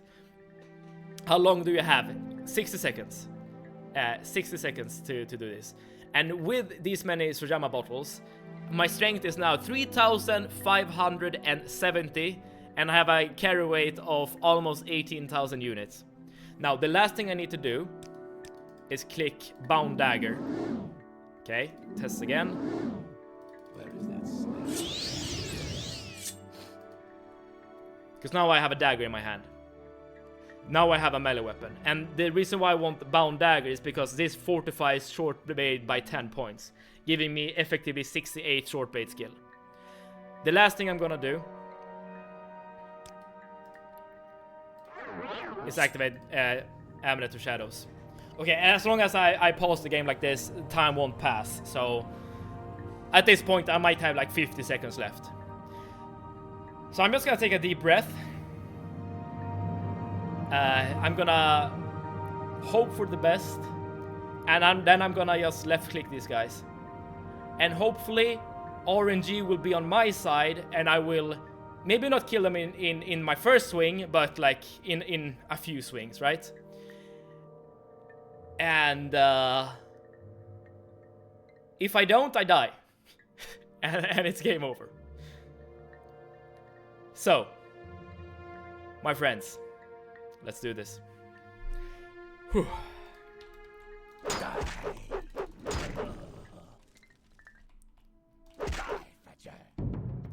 Where's the door?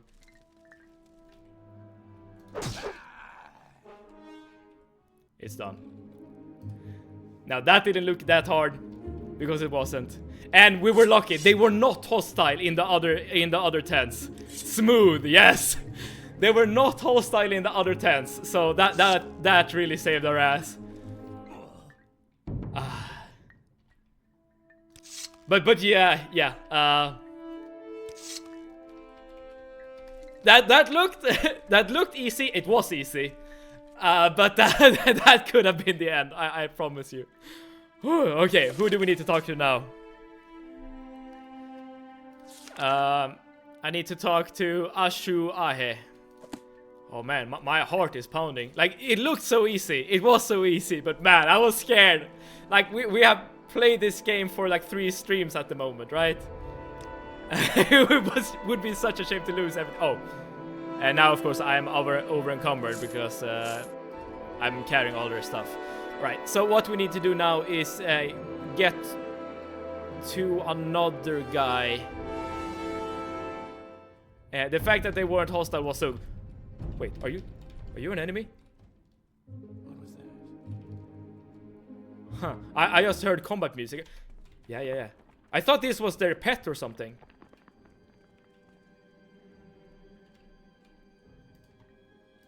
I'm just gonna activate the Amulet of Shadows, man. Okay, where is this guy?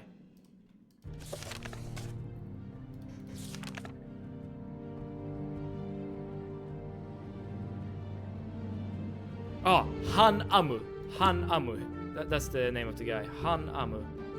There we go. That's the guy. So what we need to do now is we're gonna give him the equipments of the people we just killed, and that will fill him with confidence to become Ashkan. After that, dying to a beer would be so embarrassing. It would have. It definitely would have.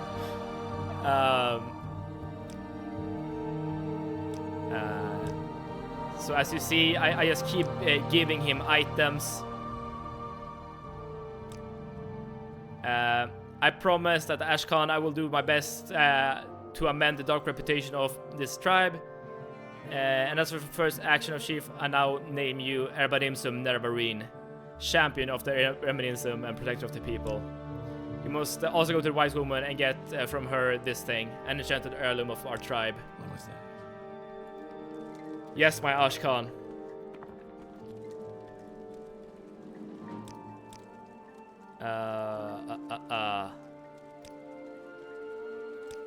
There we go. We got the thing.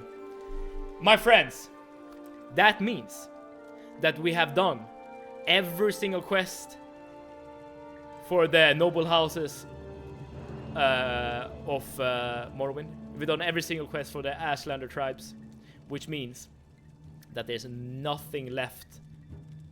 You know, some dialogue, of course, but other than that, there's nothing left between us and Deathless. So, this is the final stretch, my friends. We are going. Wait, where are we? We're going to beat this game.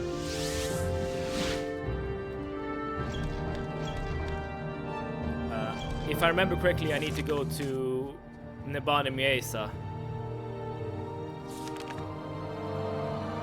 I don't actually remember what you need to do now.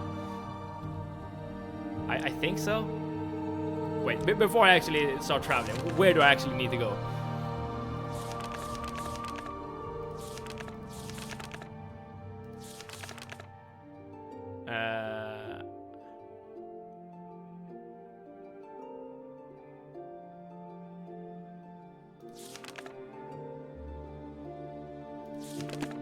I don't actually remember what you need to do now. I think it's just a matter of. I think it's just a matter of talking to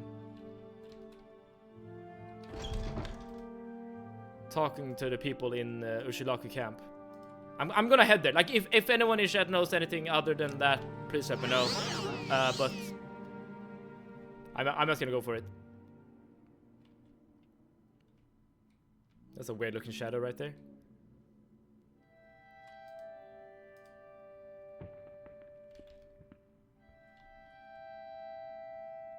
Man, everything just became so peaceful after that hectic fight. Again, it wasn't difficult, and the odds were stacked in my favor.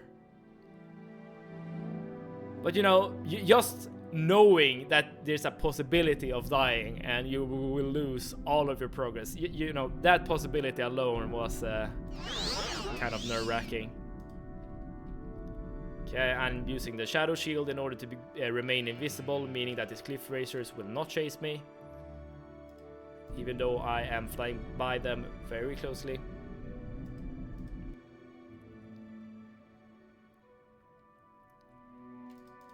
One more. There's probably a quicker way to get to the Ushilaku camp rather than teleporting to Eldrune and flying from there. But this is the path I know, so it's the one I'm gonna take. Again, imagine if I lose my levitation buff right now and just fall to my death. Because I think this height would be enough to kill me. I'm not entirely sure. And I'm not entirely sure how fall damage is calculated. Like, is it a percentage? Or is it just like flat damage? Like, could you, for instance, survive from a super high fall if you like spam endurance potions or something, or like health potions? I mean, I assume you would, but I'm not sure. Also, we've been discussing a bit about the tribunal, about the lore of the world and so on. Now we will actually meet, or very soon at least, meet a person from history.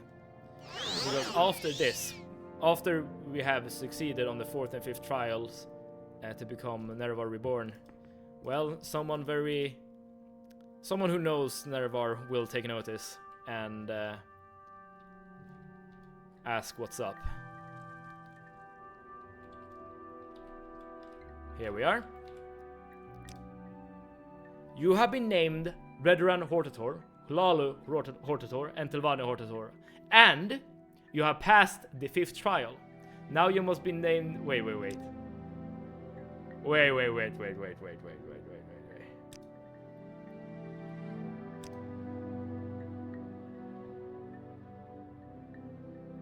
Oh, I haven't actually been named Nerevarine by this clan right now. Man, I thought I was forgetting something.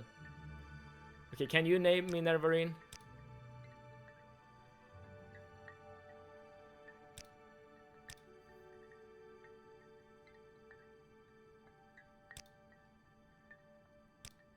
Okay, so he wants to give us like knowledge and wisdom before we actually...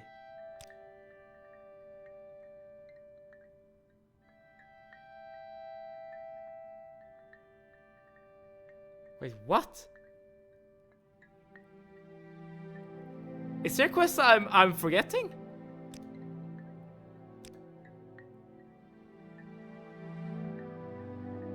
Oh, wait. What do I need to do? Go by day in good weather, or you may miss your way. Follow the coast east from Ursula to the ruined Dunmer stronghold of this place. Then turn southwest, you'll see this place, a ruined Daedric shrine. Continue south of this place to Kogurun. We have already been here. A great table of stone with many ruined buildings. There are many rooms. The meeting is a case... Wait, I've already been here. Okay.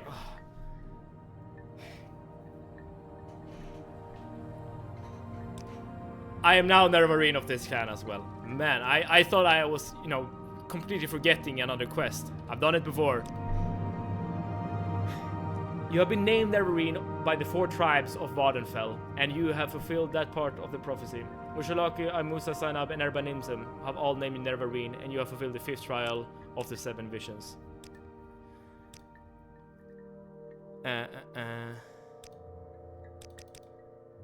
Okay, what now?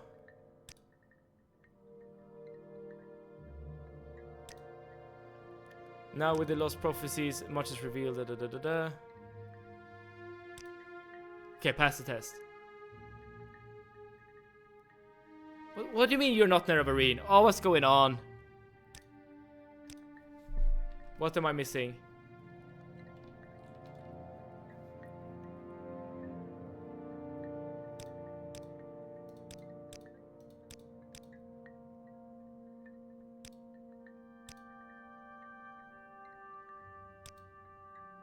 She keeps saying that I am Nerevarine and I am Hortator.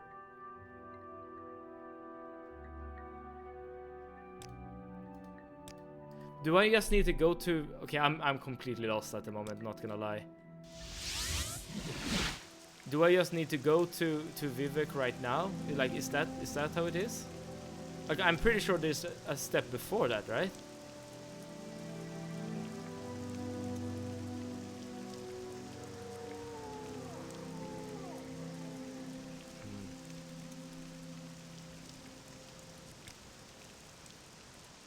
Let's see here. We make a special trip just for you. Same low price. We make a special trip just for you. Okay, on Steven Dimension, now we're here in Vivek. No. Quickly, do you want to meet the Archcanon? The Archcanon is in private chambers and he very much wishes to speak to you, but I am to warn you, avoid confrontation with the Ordinators at all costs. The Archcanon has spoken with the High Fane Ordinators, but if you're a wanted criminal, they may try to arrest you.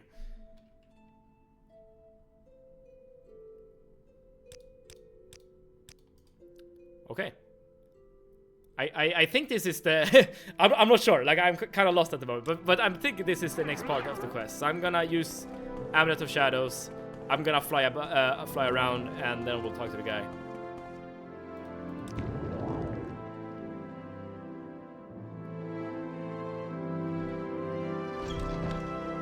It's here, right?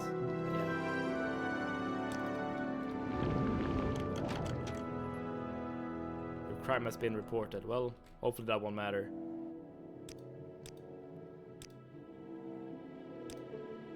Okay, this is how you get your meeting with Vivek then.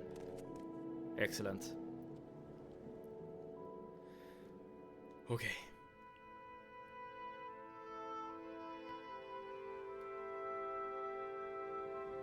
It says it's locked and trapped, but we should... Yes. There he is. In all his glory, in all his arrogance. Vivek. One of the tribunal. Arnie, hello! I remember training acrobatics on those stairs. I mean, they are good stairs. And Arnie, hello and welcome. You came in a very pivotal moment here. We are standing before one of the gods of the Dunmer people. One of the people... hey, punch him. Yeah, meet Vivek. One of the one of the generals of Nerevar who betrayed him.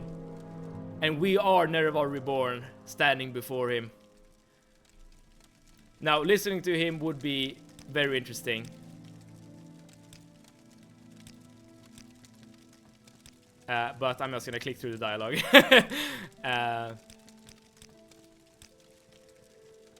No deaths so far. We have been able to get to this point, Arnie, without... Well, I have died once. Very early on. But other than that, no deaths. Let's go! Yes! And we are so close to the end, okay? We are so close. Because now that we have talked to our little friend there, we have obtained this item. Wraith Guard. Crazy good item. Valued at 500,000. It gives you a passive bonus to basically all manner of defensive stats. Oh, okay. And that... I'm no longer fortifying my strength here with these gauntlets. Okay, let's actually sell then, if that's the case. But one thing that these gloves do is that they allow you to wield the tools of... what was he called again? Kagrenak? The artifacts known as... what is it? Keening and Sunder? I guess we'll find out.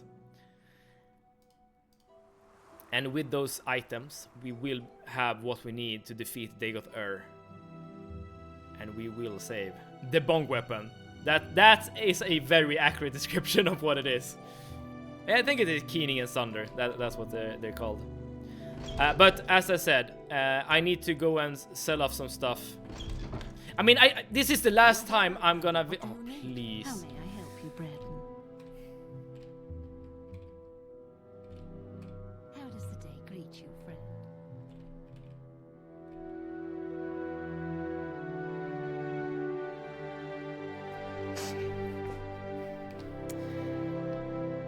Move! Please move! Okay.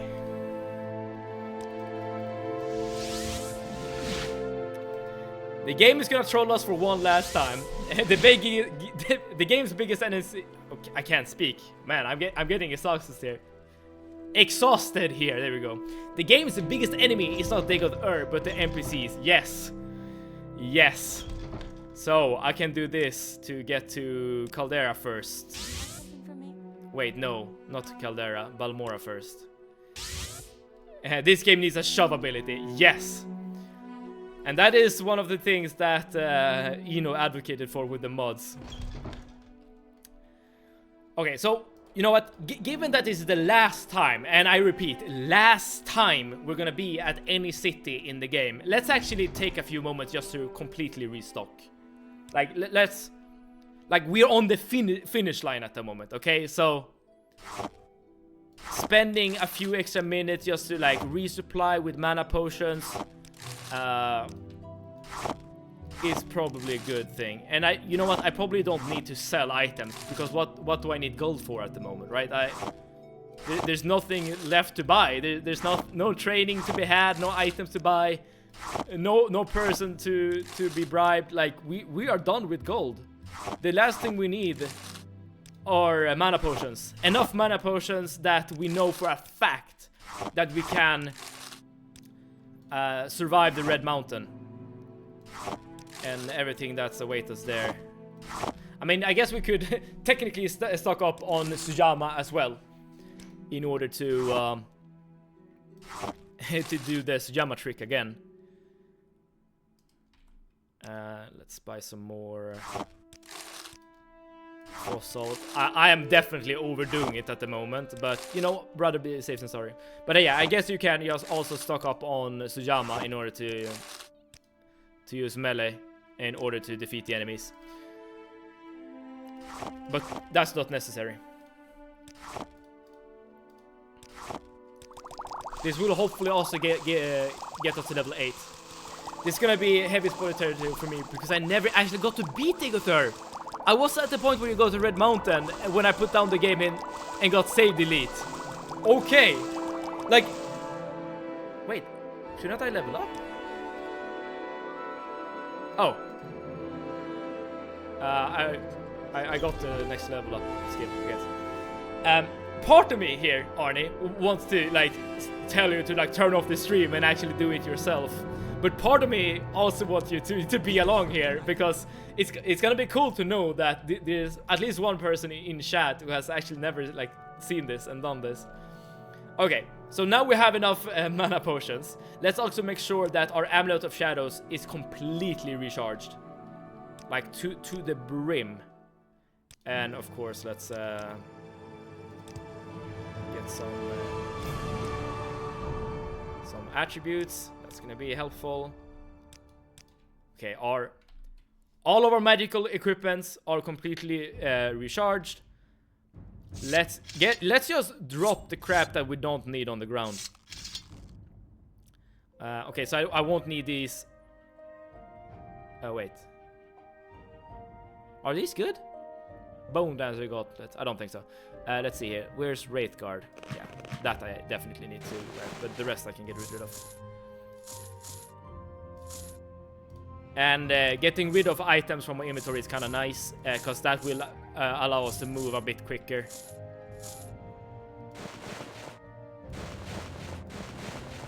So just, sorry about this. Can you beat Deathless without the bonk weapon? You cannot. You do need both... what is this? Oh, chest piece. You need both Keening and Sunder. However, you can still defeat... Okay, I don't want to spoil here, Arnie, but you can do some things in the fight against Deathless without the bonking weapon. But the bonking weapon is definitely necessary in order to beat the game. Wait, what is this? Resist paralysis. That's kind of cool.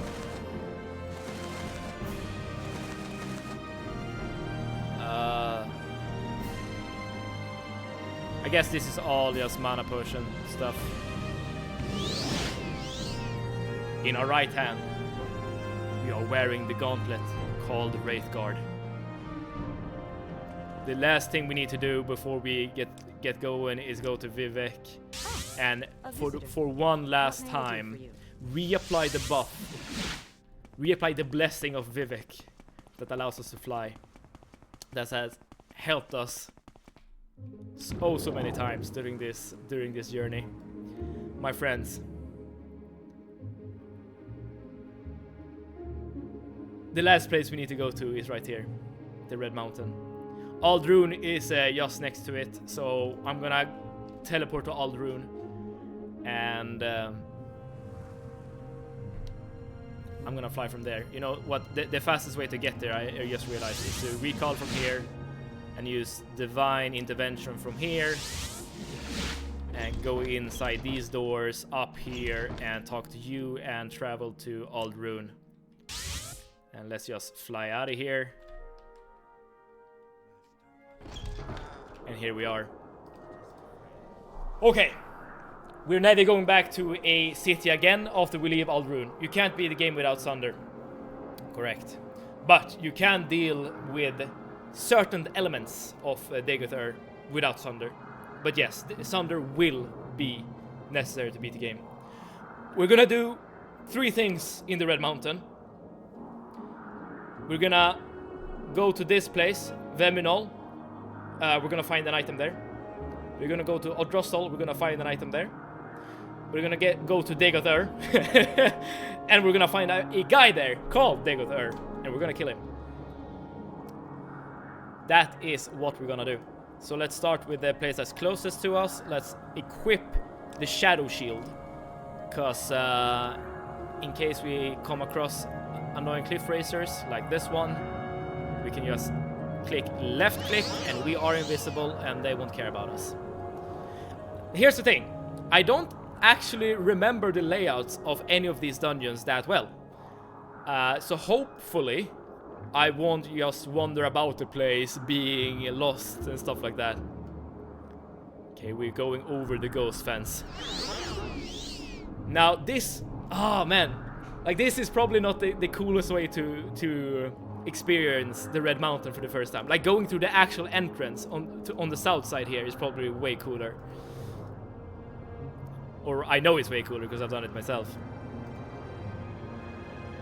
But here we are. Because if you're going through the main entrance, you will see. You've been at the entrance. Oh, that's good then. But then you see, yeah, everything that the Red Mountain has to offer, all the enemies and stuff. Alright, let's equip the Amulet of Shadows in case there's an enemy close by. Veminol, here we go. Okay, let's see. So in one of these fortresses, you need to kill a guy for the item, and in the other, you just need to find the place. I don't know which one this is.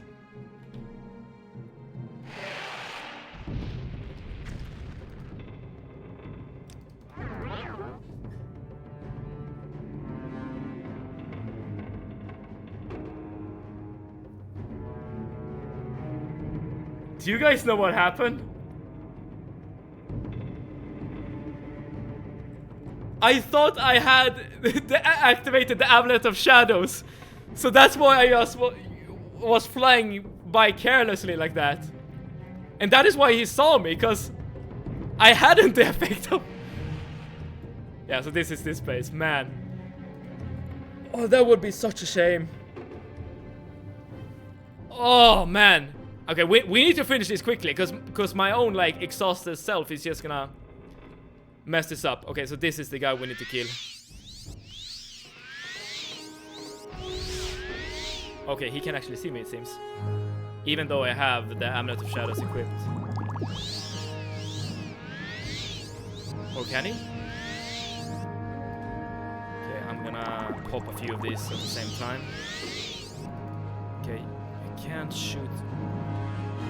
Can I shoot from up here, perhaps? No?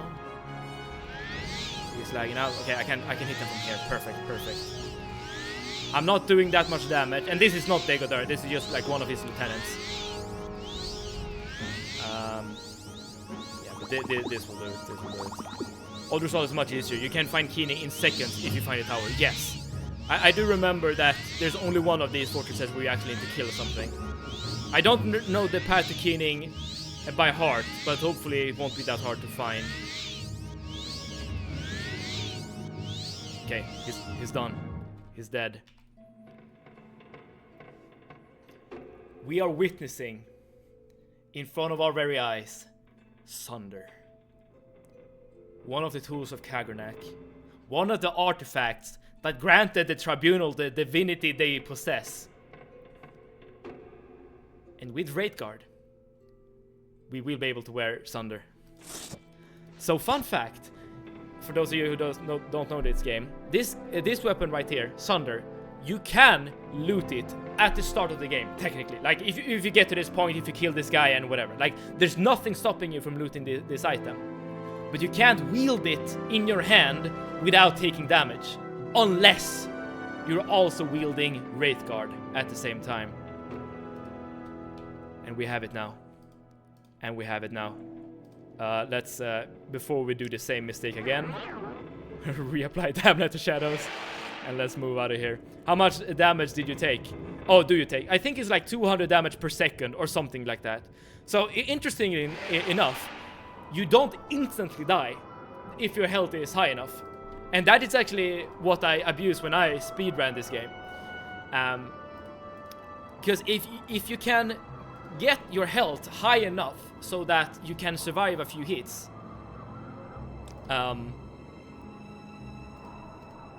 then you can actually do what you need to do in order to beat the game.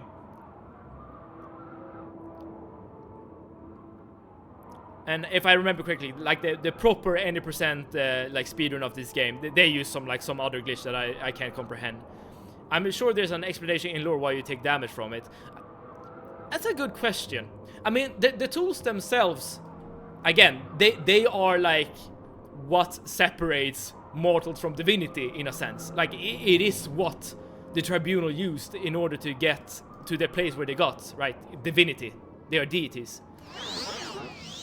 And I assume like the actual lore explanation is related to this. Like these tools are not meant for mortal hands or something to that effect.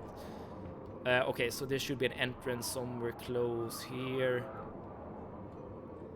Are you serious?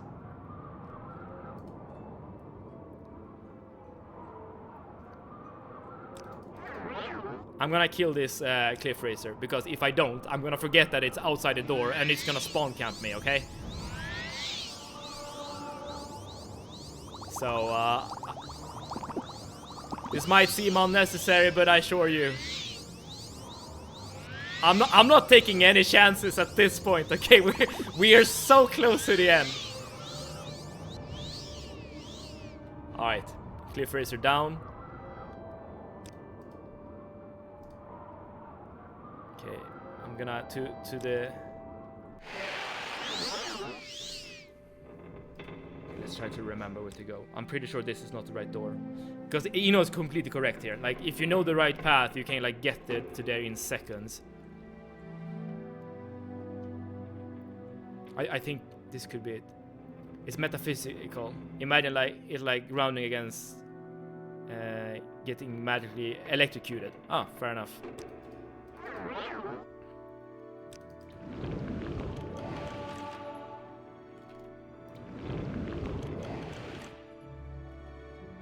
Yes, this is it.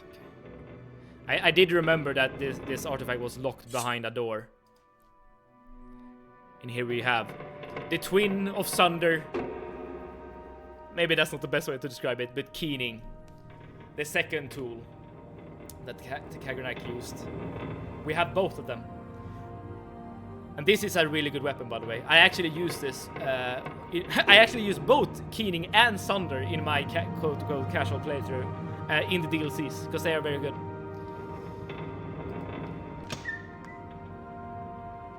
But for now,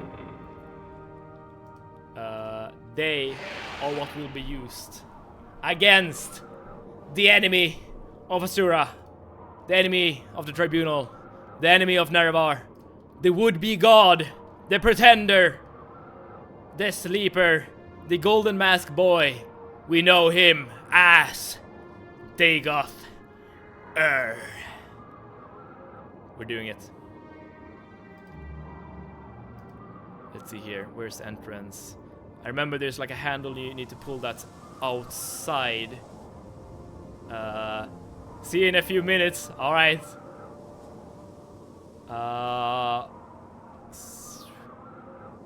There's like a valve you need to pull, but where is it? It's somewhere close. I know that much. Is it this one? Yeah. Okay, let's equip Shadow Shield. Okay, So we have the effect of Shadow Shield at the moment. Okay, but there's a door right there, which means that we need to activate Chameleon. And what's the correct path? Down is probably good. Inner facility. Yeah. I remember this place. This is not the right path. This could be the right path. I think this is the right path.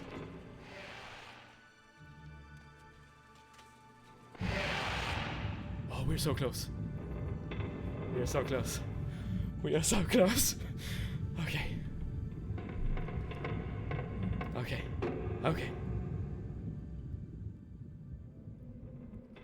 My friends, I'm gonna pause here. On the other side of this door, we will see him. He will see us. He is the one from our dreams. The would-be god. You know who I'm talking about. The masked boy himself. Deathless.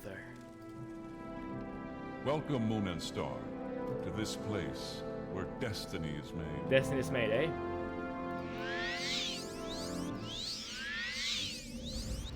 Now, here's the thing.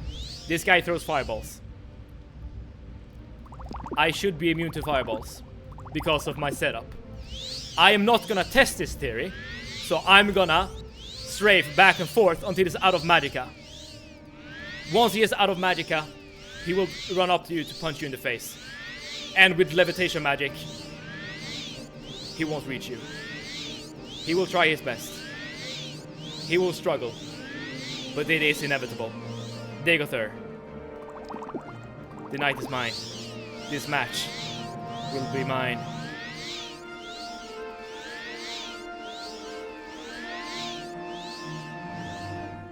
And this is what I mean. Like, you don't need Sunder to kill that version of Deathless. But we're not done. We're not done. We will equip the artifact known as Sunder in the right hand. We will wear it proudly. Because on the other side of this door will be another vision of Deathless, or illusion, whatever. And he cannot be killed. Not truly. But the thing that's anchoring to this plane, the thing that gives him his power, is vulnerable to the artifact that's created it. What a fool you are. I'm a god. How can you kill a god? The Heart of Lorcan. What a grand and intoxicating innocence. How could you be so naive? No recall or intervention can work in this place. Come, lay down your weapons. It is not too late for my mercy.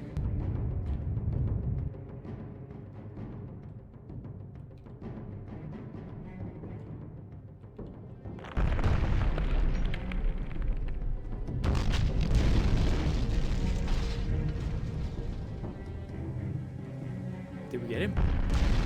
We got him. With that, the Heart of Lorcan is no more. Deathless is no more. All that stands between us and Morrowind being completed, obliterated, erased from existence. No, not really, because we love Morrowind, we want to come back. Is going towards this door, because when we do, a cutscene will trigger. And all of our hard work, everything we have fought for, will be worth it. Asura. You no longer bear the burden of prophecy. You have achieved your destiny. You are free. The doomed Duima's folly, Lord Dagoth's temptation, the tribunal's seduction, the god's heart freed, the prophecy fulfilled. All fate sealed and sins redeemed. If you have pity, mourn the lost, but let the weeping cease. The blight is gone, and the sun's golden honey gilds the land. Hail, Savior, Hortator, and Nerevarine. Your people look to you for protection. Monster and villains, great and small, still threaten the people of Vardenfell. Enemies and evils abound, yet indomitable will might rid Morrowind of all its ills. For you, our thanks and blessing, our gift and token given. Come, take this thing from the hand of God.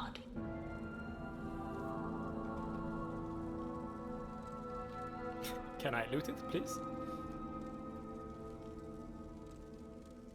And after all of that, we get like the crappiest item ever.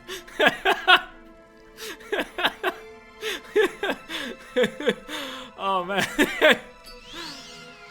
My friends, it's done. Morrowind, Deathless, max difficulty. Velo! Thank you so much for tuning in. You got here just in time. Just in time for the celebration. The success, the triumph, the victory. But this is just a stepping stone on our journey, my friends. Smorgasbord time! Maybe later. Not now though, not now. Smorgasbord. That's a good thing to eat if you do it correctly. But this is just a stepping stone on our grand journey. Because we still have 2 other games to complete. My friends, my stream will end for now. That was such a classic Simon stream. What you tried to make a sandwich cake. It was fun. It was something different, but it was really fun. It's still on my VODs technically, if anyone wants to watch it. Today, only the first god that will die on this journey. Won't be me. Yeah, exactly. Only the first god. There are many more enemies to defeat. I had to think for a second what you meant there, High Locals. Man, I am tired. On Monday, a new story will start. A new grand adventure. We will beat Morrowind. What am I saying? Oblivion remake. Yes, we're playing the remake version. Because I haven't finished the remake version, and it's the newest one, and I can finally tab off the game as I'm streaming. We will be playing Oblivion remake, max difficulty, and we will beat it deathless. A speedrun. It's not gonna be a speedrun, but it's gonna be quick. It's gonna be way faster than Morrowind, okay? I think we can do it maybe in 1 stream, but more realistically 2. Deathless is good too, yeah, it's happening. So, Monday, 6 PM, Central European time. Follow if you want a notification when I go live. But other than that, it's been a pleasure having you here. And not clearing all the Oblivion gates, huh? Nah, that's not for me. Not this time, maybe later. But we're gonna beat the main story. No glitches, of course, because I know there's like a speedrun glitch that you can do and whatnot. But yes, see you guys Monday, 6 PM Central European time. So until then, wherever you are in the world, hopefully you're doing good, hopefully you're doing great, and hopefully you will have a good time with me going forward with Oblivion. But until then, enjoy your weekend, you as well, High Locals, and everyone else in the chat. And if there's anyone watching but not typing in chat, know that I really appreciate you too, and I really hope that all of you will join me for Oblivion. But until then, have a great weekend and peace out!